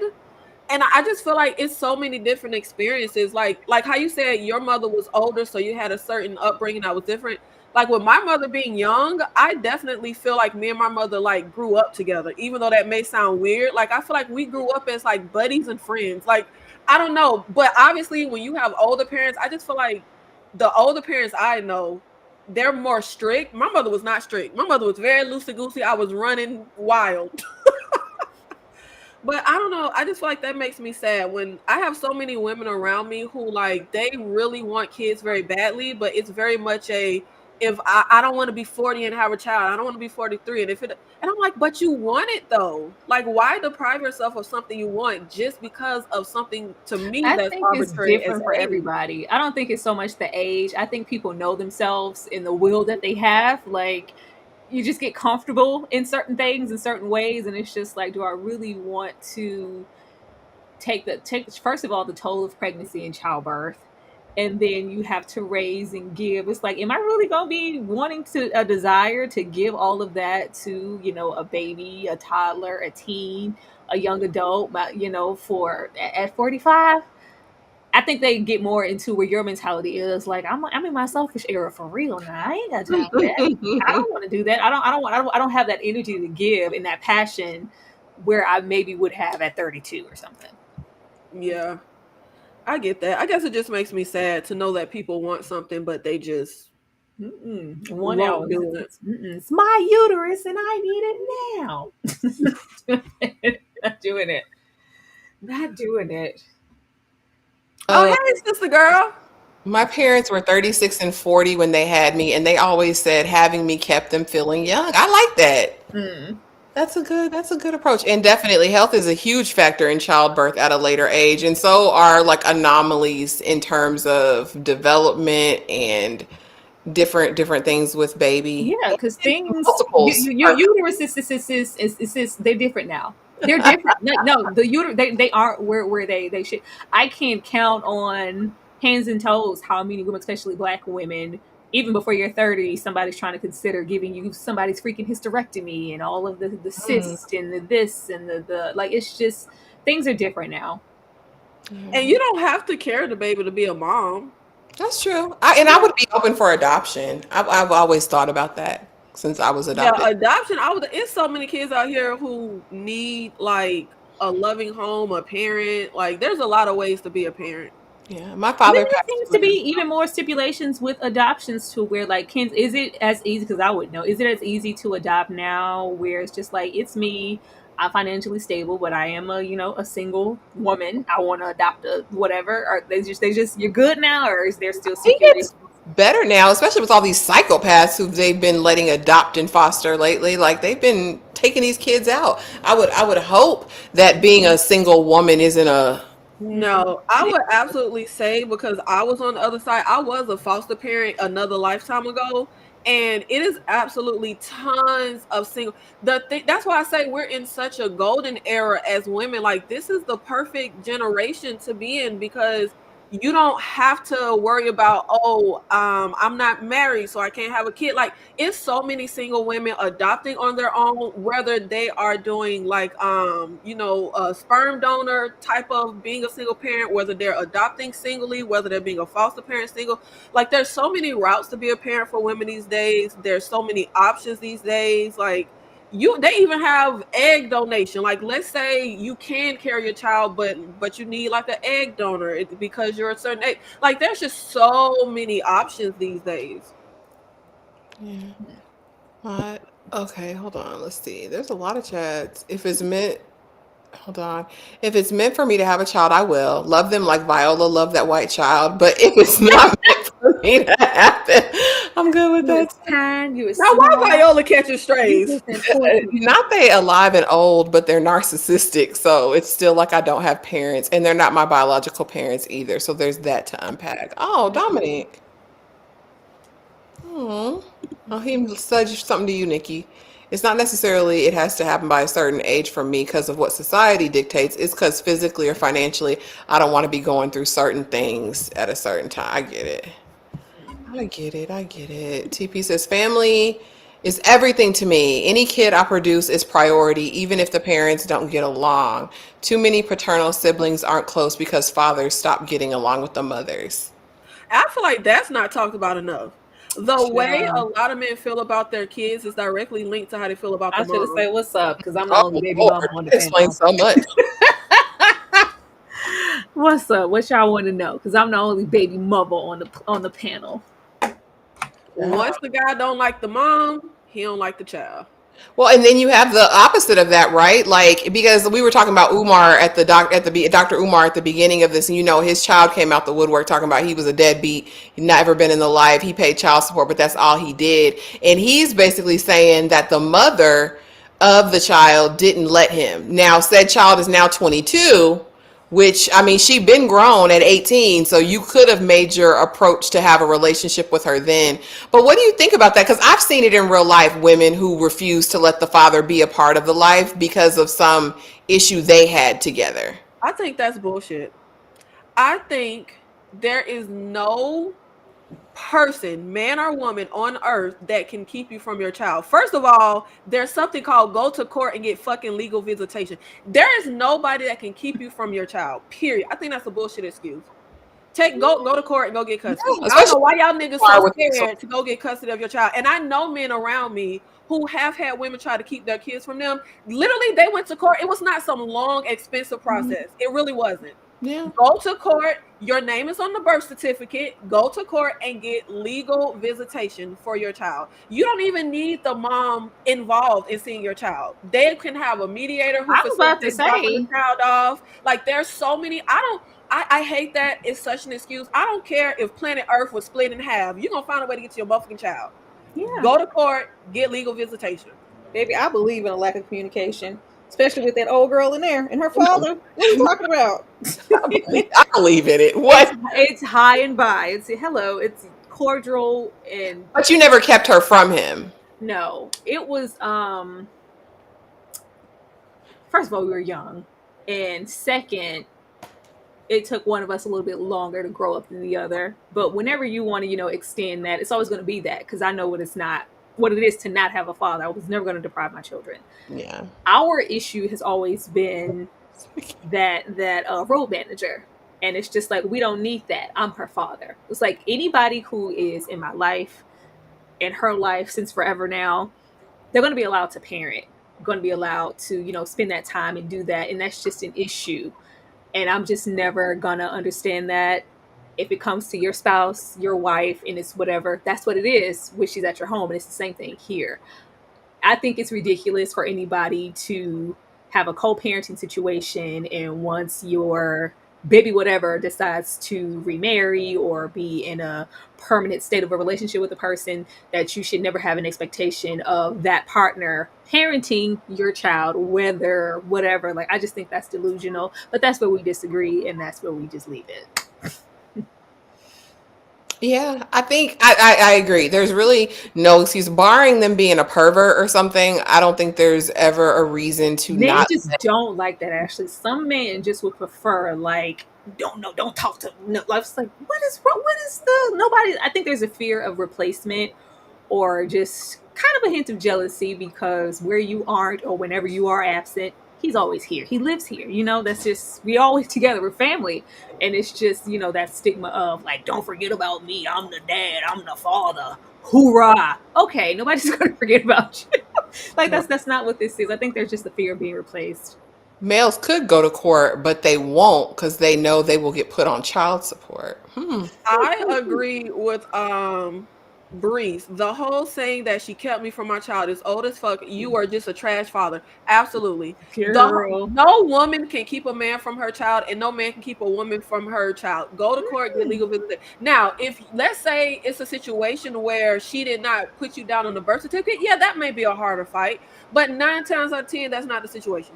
Go get legal visitation. There's only been 1 or 2 situations I've seen play out like to where it was virtually impossible, and that was on Iyanla, honey, where that lady said that he violated his kids, and it came out that she had lied on this man and he couldn't see the kids, went to jail. It was all kinds of things, but that's the only time I've really seen it be real crazy. But it wouldn't surprise me if some people do wild stuff like that. But I think more often than not, if they fought, they could get rights to see their babies, but they're gonna have to pay. I find that most of the men that have the narrative of she keeping me away and she ain't allow me, that they normally have multiple children with multiple babies. Oh Lord, they do. They often do. Seed. Oh boy, on Ready to Love. I believe that's why some women entertain sorry baby daddies, because they know once they piss off the man, he gonna stop supporting and dealing with the child because he ain't getting goodies from mama. So you think that's why some women stay, Dominique, in toxic relationships? Girl, anyway, I got time for that. It wouldn't surprise me. The psychology of things that go on in relationships was probably several books about it already. I can't stand the stigma of it because that's a lot of pushback to why people don't want to date women or men with kids, because they always feel like you don't know how long I got the like. Oh, you have I have a daughter. Oh, so you still messing around with your baby daddy? What? No. Why would I do that? What's wrong with you? Like, no, I don't know. That from what I be seeing, y'all be what? No. But that's always like a fear of you can't trust these baby mamas and baby daddies out here because they all sleeping with each other. No, once I don't like you, I don't like you, and that's that. What is wrong with you? Now, who is Nikita? Am I supposed to be Nikita? Who's that Nikita? Where's that? Brittany Parker. Am I supposed to be Nikita? But yes, that is absolutely the time when I decided I didn't want to have kids, was when I was fostering. Yes. If I'm Nikita. Oh my gosh. I thought it was a typo. I wasn't going to say it. Oh Lord, Nikki. I would rather adopt kids and give them a good life. I can't see myself bringing kids into this world. A lot of people feel like ethically it's irresponsible to actually have children based just on our resources and how many kids actually need homes right now. So I think a lot of people echo that sentiment. Yeah, I think humans should just stop procreating for the next like 40 years. So I mean that does happen. It is a bad do you want to call it a stereotype that baby daddies and baby moms are all just hunching forever? I guess so, because I didn't know it until I became one, and I didn't know it was a thing until then. I was like, oh, am I stamped? Do I have a scarlet baby mama letter now? I do have baby mama on my chest now. Like I didn't know until it happened. I was like, oh, well, no, that's not that. Once something's over, it's about respecting boundaries. I don't know what y'all out here doing. That's weird. This girl on film said, I want to see my son. Oh. Thinking about that child at all. I don't care about that And child. was it? And I put groceries in the house when I'm over there. What? Or go. Listen, I was gonna stop telling people to go to the hot place. I'm a help. She says, "Oh, I'm sorry, I misunderstood. Yeah, it's just Nikki. I just thought it's I was being funny, but yes, you're right. That my experience being a foster parent was definitely very eye opening, and that is what made me say I don't want to have kids. I think the time I fostered, I had a total of like 7 kids altogether. My youngest was like a 2-week-old newborn, and my oldest was 4 years old. Child. Yeah. Mm-mm. I can't even imagine. That had to be a whole nother life. How many years ago was that, Nikki? Oh God. Oh my God. That was a long time ago. I was in that house over there. I was 31, 32 when I started fostering. Yeah, I was really young. I felt very much like and it wasn't like I wanted to I don't know how to explain it. Something happened, and it's the same reason I say that's the only way I would be a parent. Now, I wouldn't ever be. Oh, child. Oh, I can tell you some things about the foster care system. I would never be a foster parent ever again. But that's the only way I would ever be a parent is if I just know someone around me who child needs a parent. But at the time, it was one of those things where I felt like kids are a community responsibility. Like I kind of feel like they're everyone's responsibility. So it was a situation where I knew someone who was talking about how there's a real lack of Black foster parents in particular. So that's why I started fostering, because I was like, give me all the Black kids. I mean, it's noble for sure. I gave all my nobilities in the public school system. I'm finished. Hey, that's real work for the kids too. But yeah, it's still, I just can't do it. But there are a lot of Black kids in foster care and not enough Black foster parents. Yeah, Because people tired. to this day. People tired. Want to do that? Well, y'all, it's been almost 3 hours. We got a live in a couple hours, and then another live after that. Nikki, what you got going on? Let the people know what's next. I was gonna say Nikki. What? No, I'm Nikita. Thank you guys. Nikita here. And the only thing Nikita has going on is tomorrow I will be doing a watch along of the 90s creature feature Mimic. So please make sure you show up for that. And that's all I've been doing. Oh yeah, and yesterday I did my video for everything I watched in February. So please make sure you go support that. And that's it for Nikita. Run that up, Tyra. What you got going on? Girl, look, I'm in love with y'all. Okay, y'all got a couple more videos coming up out of me. All right. I am currently working hella hard on my Straight Outta Compton video. And I mean hard out here, okay? The editing is crucial. When I drop my Straight Outta Compton review, if y'all ain't outside, I swear, be sure to support my Straight Outta Compton video, because man, whoo, Lord, catch these hands, boy. YouTube is a real place. I swear. It's a real hard place. Like, y'all run that video up when I drop it, please. I'm really working hard on it. That's all I want to say. But support us. Y'all already know later on we are getting into Raising Canaan. And Sunday we're getting into Beauty in Black. Please show up for Not, hey Tyra, where is training day? It's because it's in the blind. working on all of those. All of these videos are dropping, and everybody needs to show up and support. I have 3 videos dropping. We got Straight Outta Compton, Kids, and Training Day. If y'all pay them videos dust, I don't know what to tell you. Pretty girl said, "Ooh, can we request videos again?" She said she put the pay link back up there. Didn't you put it up, Tyra? I ain't Again? put nothing nowhere. I didn't put anything anywhere. I didn't put anything anywhere. Like y'all are free to request. Like I'm trying to get my groove and my passion going, and just let me get out this Straight Outta Compton and then come see about me. Okay? Yeah, see about her. But we did talk about y'all being able to request lives and what the price point on something like that would be if you want us to cover a specific movie. So let us know how y'all feel about that in the comments section. Yeah. But yeah, this was my journey back into the weekly check-in. I didn't expect it to be almost 3 hours. I love y'all really, really bad. I'll see y'all for Raising Canaan. I'm gonna go watch Raising Canaan. But yeah, this was fun. Consider the membership so you can be a part of Blockbuster Movie Night if you're not already. And we will see y'all in the next video. Because we feel like, well, damn, if you can't go to bed and no chase, what the hell did you out? I mean, hustler. You don't need to ask the hustler where she is getting her money. I'm a big hustler. I work hard for my money. I work very hard for my money. So don't have the right to ask me where